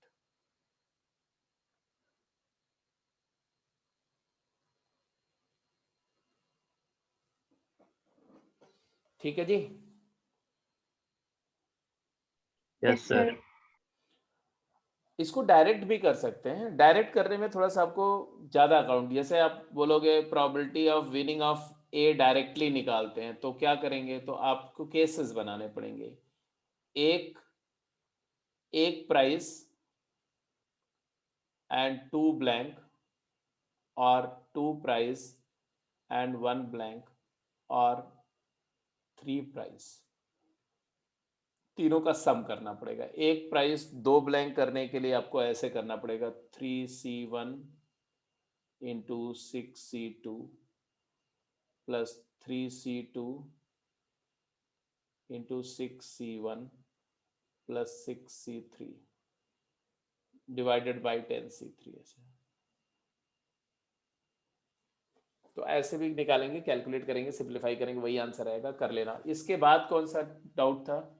इसके बाद डाउट था तुम्हारा, ये हो गया 11th हो गया, और 11th के बाद 13 एंड 16। क्वेश्चन नंबर 13 क्या है? 13 बोल रहा है in a single throw of 3 dice. 13 में क्या बोला गया? In a single throw of 3 dice. Single throw है of 3 dice. The probability of getting a total of at least 5. 3 dice का थ्रो में एस एन एस तो समझ में आ गया ना? 6 क्यूब एंड एन ई, तो ई क्या होगा साहब? It is number of order triplet x y z such that x plus y plus z क्या है? एट लीस्ट या at most? At least 5, greater than equal to 5।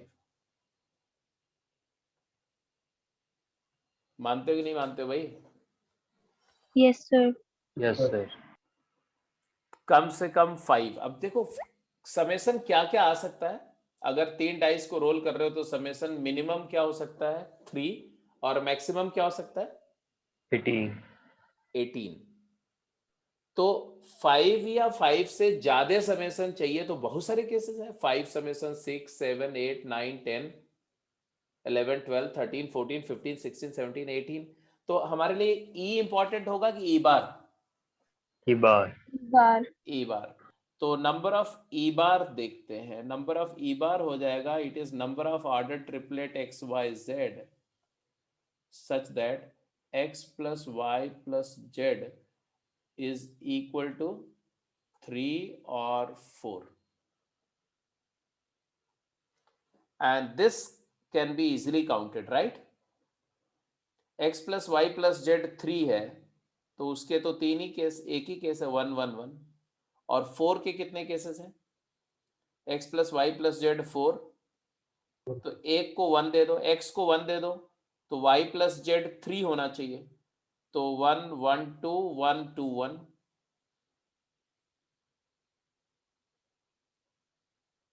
बोलो। और x की वैल्यू अगर 2 देते हो, 2 2 1 1 और 2 1 1, तो एक्चुअली वो तो 2 1 1 ये भी है, 2 1 1 ये भी है, तो इसी के परम्यूटेशन देख लो। तो 2 1 1 के 3 परम्यूटेशन बनेंगे ना। 1 1 2, 2 थर्ड पे है, 2 सेकंड पे है, 2 फर्स्ट पे है, तो एक 2 1 1 भी कर दो। और कोई पॉसिबिलिटी? No sir. और कोई नो पॉसिबिलिटी नहीं? सर। और कोई पॉसिबिलिटी नहीं हो सकती, तो 4 ही केस आ गए बेटा। तो प्रोबेबिलिटी ऑफ ई बार निकाल लें हम पहले। व्हाट इज प्रोबेबिलिटी ऑफ ई बार? क्या छोड़ो, प्रोबेबिलिटी ई बार क्यों निकालें हम? ई एनी निकाल दें। एनी एनी क्या हो जाएगा? 200 2 1 2। तो probability of the event E निकल जाएगी ना। बोलो। कैलकुलेट कर, यस सर। कैलकुलेट करके बताओ कितना आएगा।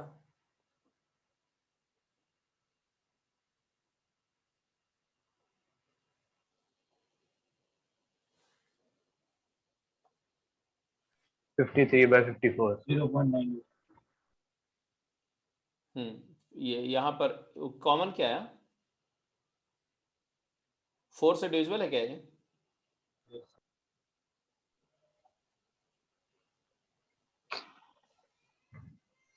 53/54 is the probability. Probability E ही पूछा गया था आपसे।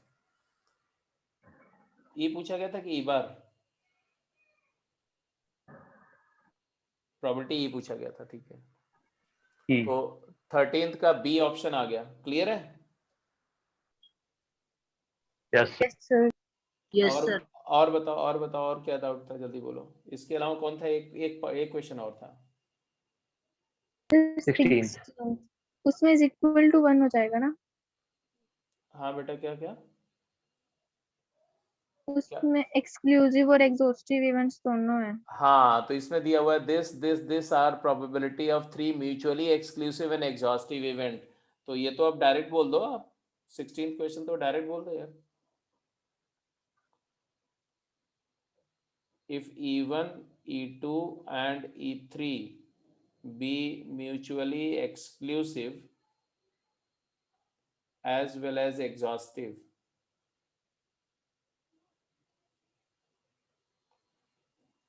तो अभी आपको बताया कि एग्जॉस्टिव का मतलब है कि एग्जॉस्टिव होने के लिए summation of the probabilities of event is greater than equal to 1, और एक्सक्लूसिव होने के लिए summation of probabilities has to be, बोलो, लेस देन इक्वल टू 1। और दोनों है तो इक्वल टू 1। 1 तो इसका मतलब है probability of E1 plus probability of E2 plus probability of E3 has to be 1। अब E1 की प्रोबेबिलिटी क्या थी? 2 minus 3p upon 3 plus 1 plus 4p upon 3 plus 1 plus p upon 6 equal to 1। अब यहाँ से p डिटरमिन हो जाएगा कि नहीं बेटा? 1/3 यस हाँ, 6 से मल्टीप्लाई कर दो तो 4 minus 6p plus 2 plus 8p plus 1 plus p is equal to 6। तो यहाँ से क्लियर दिख रहा है 8 1 9 में से अगर 3p is equal to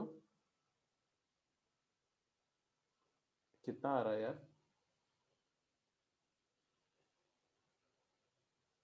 sir minus में आ रही है। हाँ कोई बात नहीं, 3p की वैल्यू कितनी आ गई? -1 यस माइनस p नेगेटिव 1/3 आएगी। क्लियर है? सर ऑप्शन में नहीं है। ऑप्शन में नहीं है, इसमें भी ऑप्शन में ट्रबल है।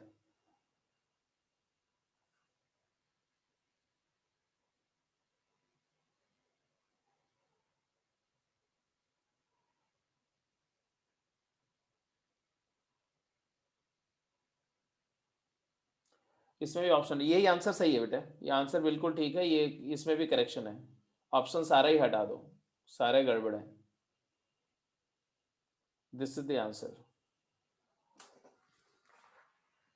ये दो क्वेश्चन में ट्रबल था, एक तुम्हारा 16th और एक पिछला वाला कौन सा था? 7th। 7th और बताओ, इसको मैं 7th में तो मिसप्रिंट था यहाँ पर, अगर मिसप्रिंट सही, अगर सही ऑप्शन आंसर अगर सही करना चाहते हैं तो यहाँ पर चेंज हो जाएगा, 1 + 4p/4 को 1 + 5p/4 करना पड़ेगा। उधर तो आंसर ही सारा चेंज करना पड़ेगा हमें।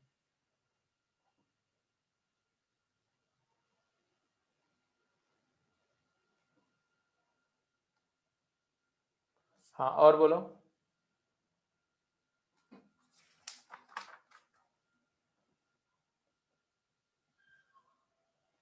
और कोई पार्ट में था इसमें? हो गया ये वाला खत्म? Yes sir. अब यस इसको, सर। अब देखो, अब आपको करना क्या है कि यस, नेक्स्ट एक्सरसाइज शुरू कर सकते हो आप। टेक्सचुअल एक्सरसाइज 4 जो है अब आप स्टार्ट कर लेंगे, राइट? अब आ जाते हैं जरा आपके जो एनसीईआरटी वाले सर डाउट अभी तो करवाई नहीं, कंडीशनल प्रोबेबिलिटी आ जाएगी। नहीं, उसमें सारे कंडीशनल की नहीं है बेटा, उसमें जो है कंपाउंड इवेंट वाली भी हैं, है ना? तो चलो पहले क्वेश्चन देख लेते हैं, बाकी क्वेश्चन जो आपने शेयर किए हैं, ध्रुव ने शेयर किए, देखो। अब इसमें एनसीईआरटी की बात कर रहे हैं, एनसीईआरटी का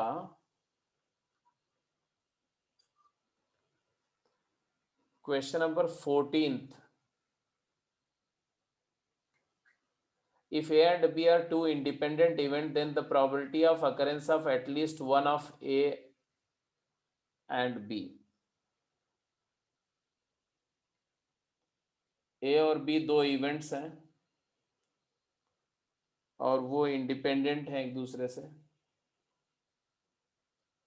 तो डिसजॉइंट नहीं हो सकती, ये तो आप ध्यान ही रखना। ये एस है, और हमें चाहिए क्या, probability of occurrence of at least one of A and B, probability A union B, यही बोल रहे हैं, बोलो। Yes sir. Yes, sir. Great. तो probability A union B होता क्या बेटा, probability of A plus probability of B minus probability of A intersection B, यही होता है। Yes sir. Yes, sir. Okay, and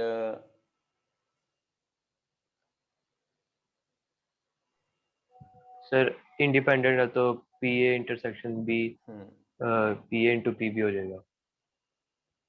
कर देते हैं, अभी सब कुछ कर देते हैं। वैसे भी कर सकते हो, वो भी कर सकते हो कि इसको लिख दिया P of A plus P of B minus P of A into P of B, लिख सकते हैं ऐसे। अब हमें दिखाना है PA बार PB बार के टर्म्स में, है ना, तो मैं इसको लिखा हूँ 1 minus PA bar plus 1 minus PB bar and minus 1 minus PA bar into 1 minus PB bar, लिख सकते हैं ऐसा। Yes sir. Yes, sir. अब जरा ओपन करो बेटा, तो आ गया ना, 1 माइनस PA बार प्लस 1 माइनस PB बार माइनस, अब इसको प्रोडक्ट करो तो 1 इंटू 1, 1 का माइनस 1 माइनस PB बार का नेगेटिव प्लस PB बार माइनस PA बार का नेगेटिव प्लस PA बार और माइनस माइनस प्लस PA बार PB बार का माइनस PA बार PB बार, ठीक है। Yes sir. अब जरा देखो तो कुछ कुछ बातें कैंसिल हो रही हैं, कौन किससे कैंसिल हो रहा है देखो, P A bar P B. Minus PA bar और प्लस PA बार कैंसिल हो रहा है, माइनस PB बार और प्लस PB बार कैंसिल हो रहा है, एक +1 और एक -1 भी कैंसिल हो रहा है। आंसर क्या आया, 1 minus PA complement into PB complement. एक तरीका तो ये है, दूसरा तरीका क्या है, वो ज्यादा आसान है, मेथड 1 मैंने करके दिखाया आपको। Do you want to learn method 2 या ऐसे ही कर दूं? सर बता दो दूसरा भी। फिर बता दो। probability A union B can be written as 1 minus probability A union B का बार, चलेगा? Yes sir. Yes, sir. Complementary rule, right. अब इसको लिखा मैंने बेटा 1 माइनस, यहां पर डी मॉर्गन्स लॉ लगाया। डी मॉर्गन लॉ क्या होता है, जब कॉम्प्लीमेंट को आप डिस्ट्रीब्यूट करते हो तो यूनियन यूनियन का इंटरसेक्शन। हाँ, तो ये हो जाएगा A bar intersection B bar and therefore it is 1 minus probability of A bar into probability of B bar। कौन अच्छा था? Second. सेकंड। बोलो, दोनों अच्छा है, इस सिचुएशन में तो यही अच्छा है। तो ये 14th क्वेश्चन हो गया, और तुम्हारा एक्सक्यूज मी सर, हाँ, अभी ग्रुप में इससे सिमिलर क्वेश्चन सेंड किया मैंने।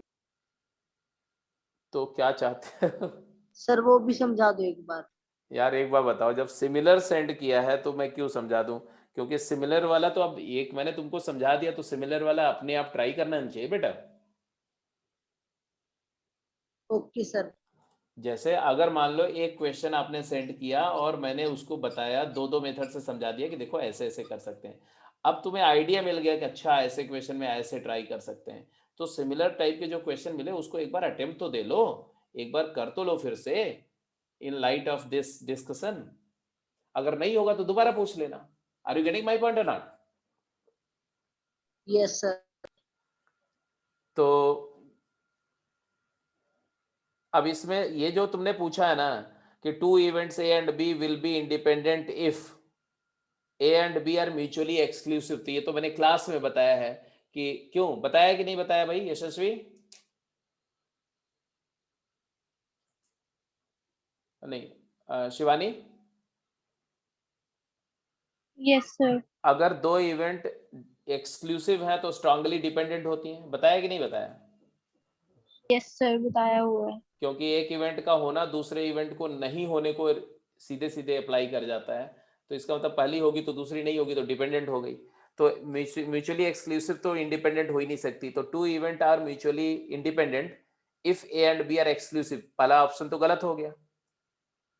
फिर दूसरा ऑप्शन इन्होंने बोला 18th क्वेश्चन, इन्होंने बेसिकली ही is talking of 18th question of NCERT.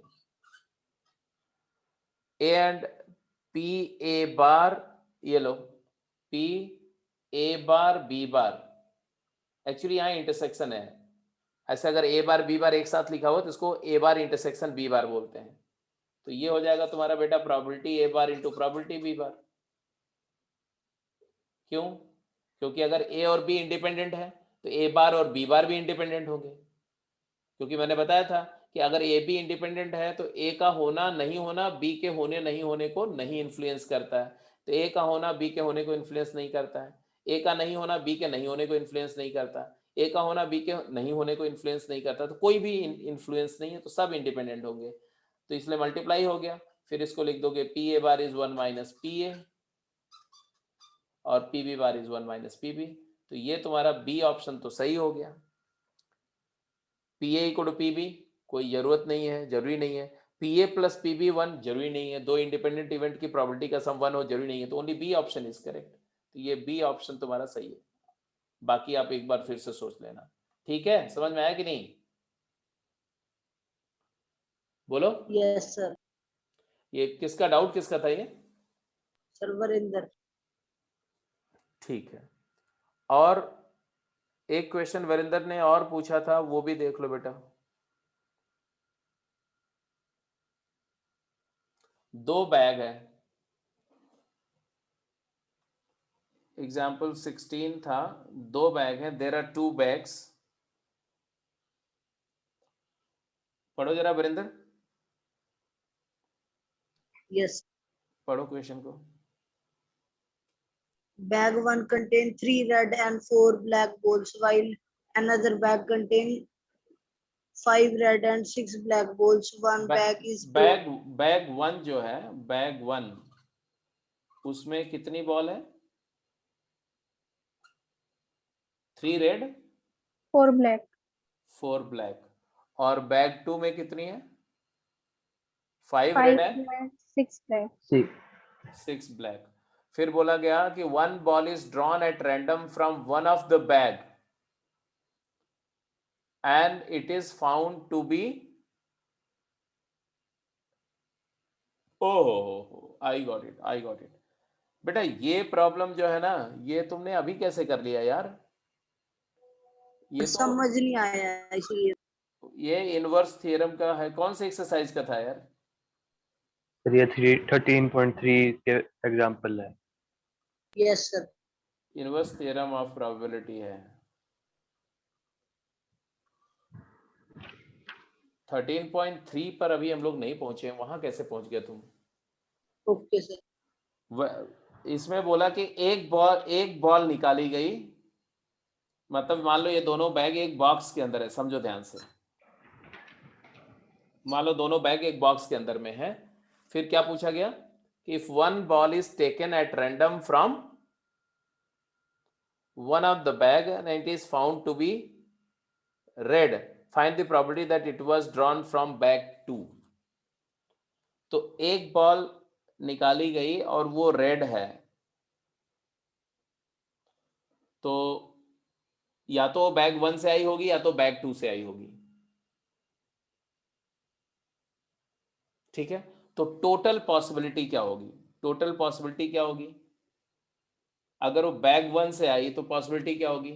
तो दोनों में से बैग 1 सेलेक्ट हुआ, 1/2 प्रोबेबिलिटी, और वहां से रेड आया।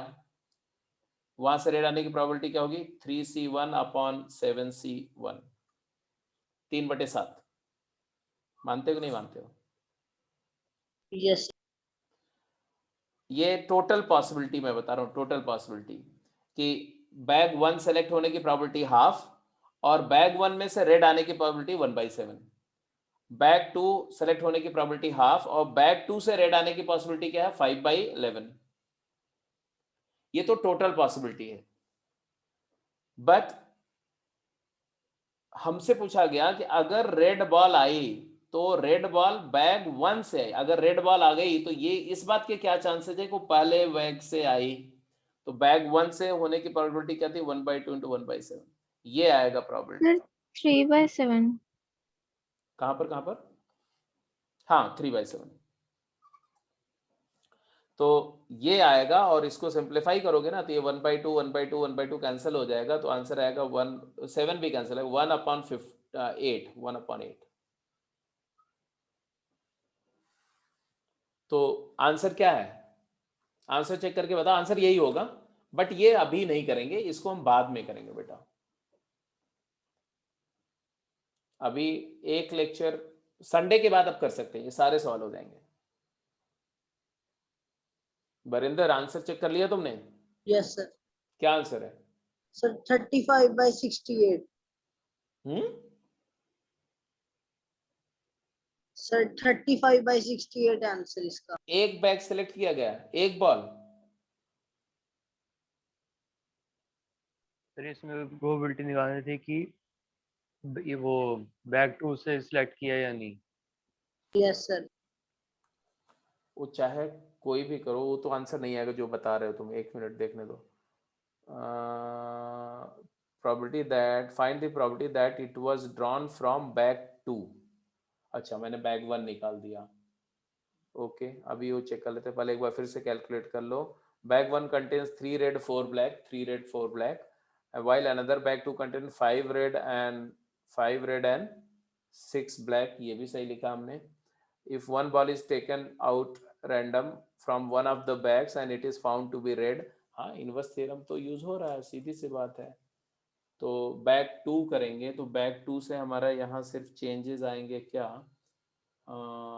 5/7, यहाँ से 5/7 नहीं होगा, ओहो आई गॉट इट, कैलकुलेशन एरर हुई है बेटा, बहुत मेजर। एक तो कैलकुलेशन एरर हुई है कि यहाँ पर 5/11 होना चाहिए, बैग 2 की बात हो रही है, और दूसरा कैलकुलेशन भी गलत कर दिया गया है, ये 5/11 है। हाँ अब कैलकुलेट करो तो क्या आंसर आएगा, तो आएगा 5/11 अपॉन 3/7 प्लस 5/11, तो आंसर आएगा तुम्हारा क्या 5/11 इंटू, इसका एलसीएम ले लो, 11 इंटू 7 डिवाइडेड बाई 33 प्लस 35 कितना आएगा 68, and so 11 gets cancelled with 11, it is equal to 35/68, यही आंसर था। Yes hello sir. Yes, sir. ठीक है, अब बट ये है कि ये कॉन्सेप्ट अभी नहीं है, अभी आपको संडे के बाद करेंगे इस क्वेश्चन को, आज की क्लास कर लेंगे, आज की क्लास में भी ये इनवर्स थ्योरम नहीं डिस्कस होगा, संडे की क्लास में inverse theorem of probability discuss होगी, उसके बाद कर जाएंगे, सब बिल्कुल सिंपल क्वेश्चन है। और बताओ, और कोई डाउट तो नहीं था? सर भेजे हैं ग्रुप पे। मैं जो भेजे हैं वो तो मैंने देख ली बेटा, 1 2 ये सर हो गए। ऊपर अच्छा जी, एक था, एक तो वही था डिस्कस हो गया, और एक ध्रुव तुम्हारा था probability of solving a specific problem independently by A and B is half and 1/3। तो ये क्वेश्चन है एनसीईआरटी का 14th क्वेश्चन, कौन सी एक्सरसाइज का है देख लेना आप। Probability of solving specific problem independently by A and B is half. Probability that A solves a specific question is half. Probability that B solved the specific question is 1/3 respectively. If both try to solve the problem independently, find the probability that A cannot solve the question is half. Probability that B cannot solve that question is 2/3. Clear है? Yes sir. अब बोला गया कि एक problem दोनों को दी गई, independently दोनों सॉल्व कर रहे हैं, तो पहला part probability that the problem is solved, probability that problem is solved, कब प्रॉब्लम सॉल्व होगी मानी जाएगी? प्रॉब्लम को सॉल्व्ड कब बोलेंगे? जब एटलीस्ट कोई ये कर देगा सोल्व उसे। हाँ, तो इसका मतलब प्रॉबिलिटी ए यूनियन बी, या तो ए सॉल्व कर दे या बी कर दे या दोनों कर दे, and it is equal to probability of A plus probability of B minus probability A intersection B, that is equal to 1 by 2 plus 1 by 3 minus probability of A into probability of B, क्योंकि A और B independently solve कर रहे हैं, 1 by 2 into 1 by 3, that is क्या हो जाएगा 1 by 6. तो your answer is finally 3 by 6 plus 2 by 6, 5 by 6 minus 1 by 6 is 4 by 6, that is 2 by 3. तो पहले पार्ट का आंसर तो बेटा हो गया। ध्रुव चेक कर लो, ठीक है बेटा। Yes, sir. अब दूसरे पार्ट पे जाओ। दूसरा पार्ट में क्या दिया बोलो? दूसरा पार्ट पढ़ो, क्या पूछा गया? Exactly one of them solve the problem. Probability exactly one solve मतलब A solve and B couldn't solve, और B solve and A couldn't solve, यही होगा। तो ये बेसिकली क्या हुआ? वेन डायग्राम से सोचो तो ये क्या हुआ बोलो?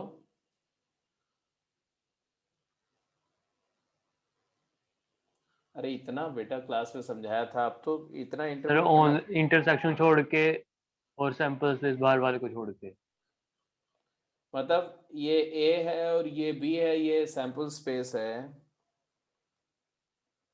तो A डेल्टा B हुआ ना, symmetric difference of A and B। तो जो यूनियन है, यूनियन क्या था? यूनियन तो ये पूरा था, ये पूरा यूनियन था, ये पूरा। तो यूनियन में से इंटरसेक्शन हटा तो it is equal to probability of A union B, जो कि निकाल चुके हैं हम लोग, minus probability of A intersection B। चलेगा? Yes sir. A union B की प्रोबेबिलिटी हमने निकाली 2/3, A इंटरसेक्शन की प्रोबेबिलिटी हमने क्या निकाली? PA into PB 1/6, it is 4/6 minus 1/6, it is 3/6, that is half। आगे बोलो, क्लियर है? कोई डाउट? सर इसे ऐसे भी कर सकते हैं, मतलब कि probability of A union B is equal to, अगर ओनली ए या बी में से जो इंटरसेक्शन है वो ट्वाइस माइनस कर दे।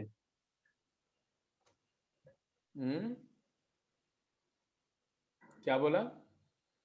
अगर हमें सिर्फ एग्जैक्टली 1 लेना है तो इंटरसेक्शन अगर हम 2 बार माइनस कर दे। बेटा 2 बार इंटरसेक्शन को 2 बार माइनस करोगे मतलब तुम ऐसा बोल रहे हो ना कि probability of A plus probability of B minus 2 times probability A intersection B. हाँ बिल्कुल कर सकते हैं, वहां से भी वही आंसर आएगा, वहां से भी देख लो वही आएगा। 1/2 प्लस 1/3 माइनस 1/3, 1/2 ही आएगा। अरे तुम कैसे भी करो, यहां से कर लो। A की प्रोबेबिलिटी 1/2, B के नहीं सॉल्व करने की प्रोबेबिलिटी 2/3, प्लस B की प्रोबेबिलिटी 1/3 और A के नहीं होने की प्रोबेबिलिटी 1/2। क्या आया बताओ? 1/2 कॉमन, 2/3 प्लस 1/3 इज 1, यहां से भी वही आएगा। डायरेक्ट मैंने डायरेक्ट इसको लगाया। तो चाहे ऐसे कैलकुलेट करो तो भी हाफ आएगा, ऐसे वाला कैलकुलेट करो तो भी आएगा, ऐसे तो 3 तरीके हो गए भाई। अब क्या चाहते हो बोलो? एक बार तुमने फी दी है और 3 मेथड बता दिया मैंने, है ना? अच्छा है कि नहीं? बोनस है। जय हिंद बोलो। Yes sir. जय हिंद बोलो। जय हिंद। और बताओ, और कौन सा क्वेश्चन था? और भी कोई था? सर उससे ऊपर भेजा हुआ है सर, 16th है। एक क्वेश्चन और था बेटा, एक क्वेश्चन और था तुम्हारा, जस्ट होल्ड ऑन। हिंदी अंग्रेजी वाला है ना? In a hostel, 60% of the student read Hindi newspaper, 40% English newspaper, 20% read both Hindi and English newspaper. A student is selected at random. बेटा इसमें क्या है यार, ये तो बहुत सिंपल है, सेट का प्रॉब्लम है बेसिकली। ये लो, हिंदी, इंग्लिश, ऐसा 16th वाला क्वेश्चन। प्रोबेबिलिटी, अगर कोई बच्चा रैंडमली सेलेक्ट किया तो probability that he speaks he reads Hindi newspaper is कितना? 6/10, 60%, 60/100 चलेगा? Yes sir. Yes, sir. Probability that he read English newspaper is 4/10, and probability that he reads both English and Hindi newspaper is 2/10. इतनी बात given है। अब बोला कि find the probability that he or she reads neither Hindi nor English. H bar into sir आगे समझ हो जाएगा। E bar. It is probability of H union E का bar, that is 1 minus probability H union E, that is 1 minus 6/10, मतलब इसको लेके 3/5 plus 2/5 and minus 1/5. So 3 2 5 पे से 4, 1 minus 4/5, 1 minus 4/5 is 1/5. पहले पार्ट का आंसर आ गया। ऐसे सारे पार्ट कर जाओगे? Yes sir. ए पार्ट हो गया तो बी और सी भी कर जाना बेटा। अगर फिर भी ना आए तो बता देना मेरे को। आएगा यार, क्यों नहीं आएगा? हो जाएगा सर। ठीक है, तो आई थिंक आज का डिस्कशन यहीं पे क्लोज करते हैं। ठीक है, तो अभी क्या है, एक सेकेंड मैं थोड़ा सा शिवानी, तुमने Yes, sir. कहाँ से क्वेश्चन किया था अभी? सर मैंने अभी एनसीईआरटी स्टार्ट नहीं की थी। बेटा ये तो गलत बात है ना। सर एनसीईआरटी अभी कर तो दूंगी। देखो, मेरी इस बात समझो, कोई भी टॉपिक अगर मैं स्टार्ट करता हूँ ना, अच्छा बच्चे का मतलब होता है कि मेरे स्टार्ट करने के पहले, मैंने बोला अगले वीक से प्रोबेबिलिटी स्टार्ट होगी, तो एनसीईआरटी पहले से पढ़ना शुरू कर दो, क्योंकि आप थोड़ा पढ़ के आएंगे तो क्लास के अंदर में आपका लेवल बिल्कुल डिफरेंट होगा। तो ये हमेशा याद रखो, और साथ के साथ जो आर्टिकल डिस्कस हो एनसीईआरटी सबसे पहले जाके रीडिंग लगाओ, एनसीईआरटी के सारे सॉल्व एग्जाम्पल करो, एनसीईआरटी की एक्सरसाइज करो, ये अपना रूल बना लो किसी भी टॉपिक में। ठीक है, और फिर बुकलेट करो, गेम करो, सब चलता रहेगा, लेकिन एनसीईआरटी को सबसे पहले करो। तो अभी जाओ, आज जा करके एनसीईआरटी पूरा करो फटाफट। Yes sir, of course sir. ठीक है, ध्रुव तुम तो कर रहे हो, ठीक है। तुमने टेक्सचुअल एक्सरसाइज भी करी थी कि केवल एनसीईआरटी कर रहे थे? सर टेक्स्ट एक्सरसाइज भी कर ली थी। ठीक है, तो I think probability is going fine, right? तीनों हो गई थी। ठीक है, ठीक है, ठीक है। Yes sir. अब तुम्हारा वो डिटर्मिनेंट रह गया, मैट्रिक्स से डिटर्मिनेंट का डाउट रह गया। तो ऐसा करेंगे आप सभी लोग कि मैट्रिक्स से डिटर्मिनेंट के डाउट अभी ग्रुप पे डाल दो। Okay sir. ठीक है, सभी लोग ग्रुप पे डाउट डाल देंगे अपना अपना, फिर उसमें से कॉमन डाउट सारा सेलेक्ट करके, और उसको मैं या तो उसका वीडियो बना करके शेयर करूंगा, या किसी दूसरे बैच का डिस्कशन होगा तो उसमें डिस्कस करके और वीडियो शेयर कर दूंगा आपको। Okay sir. ठीक है, तो Okay, sir. डाउट ओके सारे सर। होने। ठीक है, अरे वो कब तक डालने से डाउट्स? क्या बेटा? तो कब तक भेजने से डाउट्स? डाउट्स? Yes sir. अरे चाहे जब भेज दो यार, अभी भेज दो क्लास के बाद। आज मतलब रात तक भेज देना, क्योंकि आज तो अब कोई ग्रुप का डिस्कशन होगा नहीं, जो भी होगा कल होगा या परसों होगा। कल परसों में भी नहीं होगा, क्योंकि तुम्हारे जो डेज हैं, तो मंडे ट्यूसडे वेडनेसडे फ्राइडे। हाँ हाँ हाँ, तो मंडे ट्यूसडे वेडनेसडे भी नहीं, मंडे एंड वेडनेसडे, शायद एक दिन कोई उधर से कम हुआ, 2 दिन होगा, मंडे ट्यूसडे होगा। बट एनीवे अगर नहीं होगा तो मैं अलग से वीडियो बना के भेज दूंगा, इसमें कोई दिक्कत नहीं। ओके। ठीक है, ठीक है, चलो। सर दूसरे बैच का कहाँ तक हो गया? अभी प्रोबेबिलिटी उन्होंने, उनका हुआ ही नहीं बेटा। नहीं सर, मैट्रिसेस कहाँ तक हो गए सर? मैट्रिसेस Yes, में sir. उन लोगों ने लेवल 3 का सिंगल आंसर करेक्ट, मुझे लग रहा है कि 30 क्वेश्चन तक डिस्कस हुआ है, 25-30 तक। Yes, सर मेरे भी 23 तक हो गया, अभी आगे करने हैं। तो ठीक है, तो मैं ऐसा करता हूँ कि वो जो डिस्कशन है वो तुम्हारे ग्रुप पे डाल देता हूँ, कि डाला हुआ है मैंने शायद। Yes sir lecture sir. 28। हाँ हाँ, तो डाला हुआ है बेटा, लेक्चर 28 तक डाला हुआ ना तुम्हारे ग्रुप पे। Yes sir. हाँ, तो प्रॉब्ली यही लास्ट रहा होगा, अगर नहीं 29 भी हो चुका है शायद, तो 28 डाला है, तो एक और डाल देता हूँ मैं अभी। ठीक है, तो वहां तक देख लेना, और उसके बाद भी अगर कोई डाउट होंगे तो मेरे को ग्रुप पे डाल देना, क्योंकि हो सकता है कि बहुत सारे डाउट उसी में कॉमन होंगे आपके। तो अगर जो जो हो जाए लेक्चर से, उसको करने के बाद जो बच जाए उसको डाल देना आप। ठीक है, okay sir. Okay sir. Okay बेटा, टेक केयर, पढ़ाई लिखाई करते रहो Thank खूब you, अच्छे sir. से। और वाशो, तुम Thank अपना you. हेल्थ का ध्यान रखो बेटा। Okay sir. हाँ, हेल्थ का ध्यान रखो, लेकिन साथ के साथ पढ़ाई भी करते रहो, मतलब तुम्हारा जो बैकलॉग है उसको फटाफट लग के कवर करो। ओके सर, जैसे क्वेश्चंस नहीं हुए थे सर, मैट्रिसेस के फिनिश करूंगा सर, डाउट्स आएंगे तो सर बता देना। हाँ हाँ हाँ, कोई इश्यू नहीं है। देखो, डाउट्स जितने भी आए तुम्हारे, एक तो डाउट सेशन के जो ये वीडियोस हैं उनको एक बार देख लेना, और ओके उसके सर। बाद जो रह जाएंगे वो मेरे से पूछ लेना। तो ओके, ठीक ठीक, चलो, थैंक यू सर। ओके बेटा, take care, Good evening, sir. Good evening बेटा, बाय।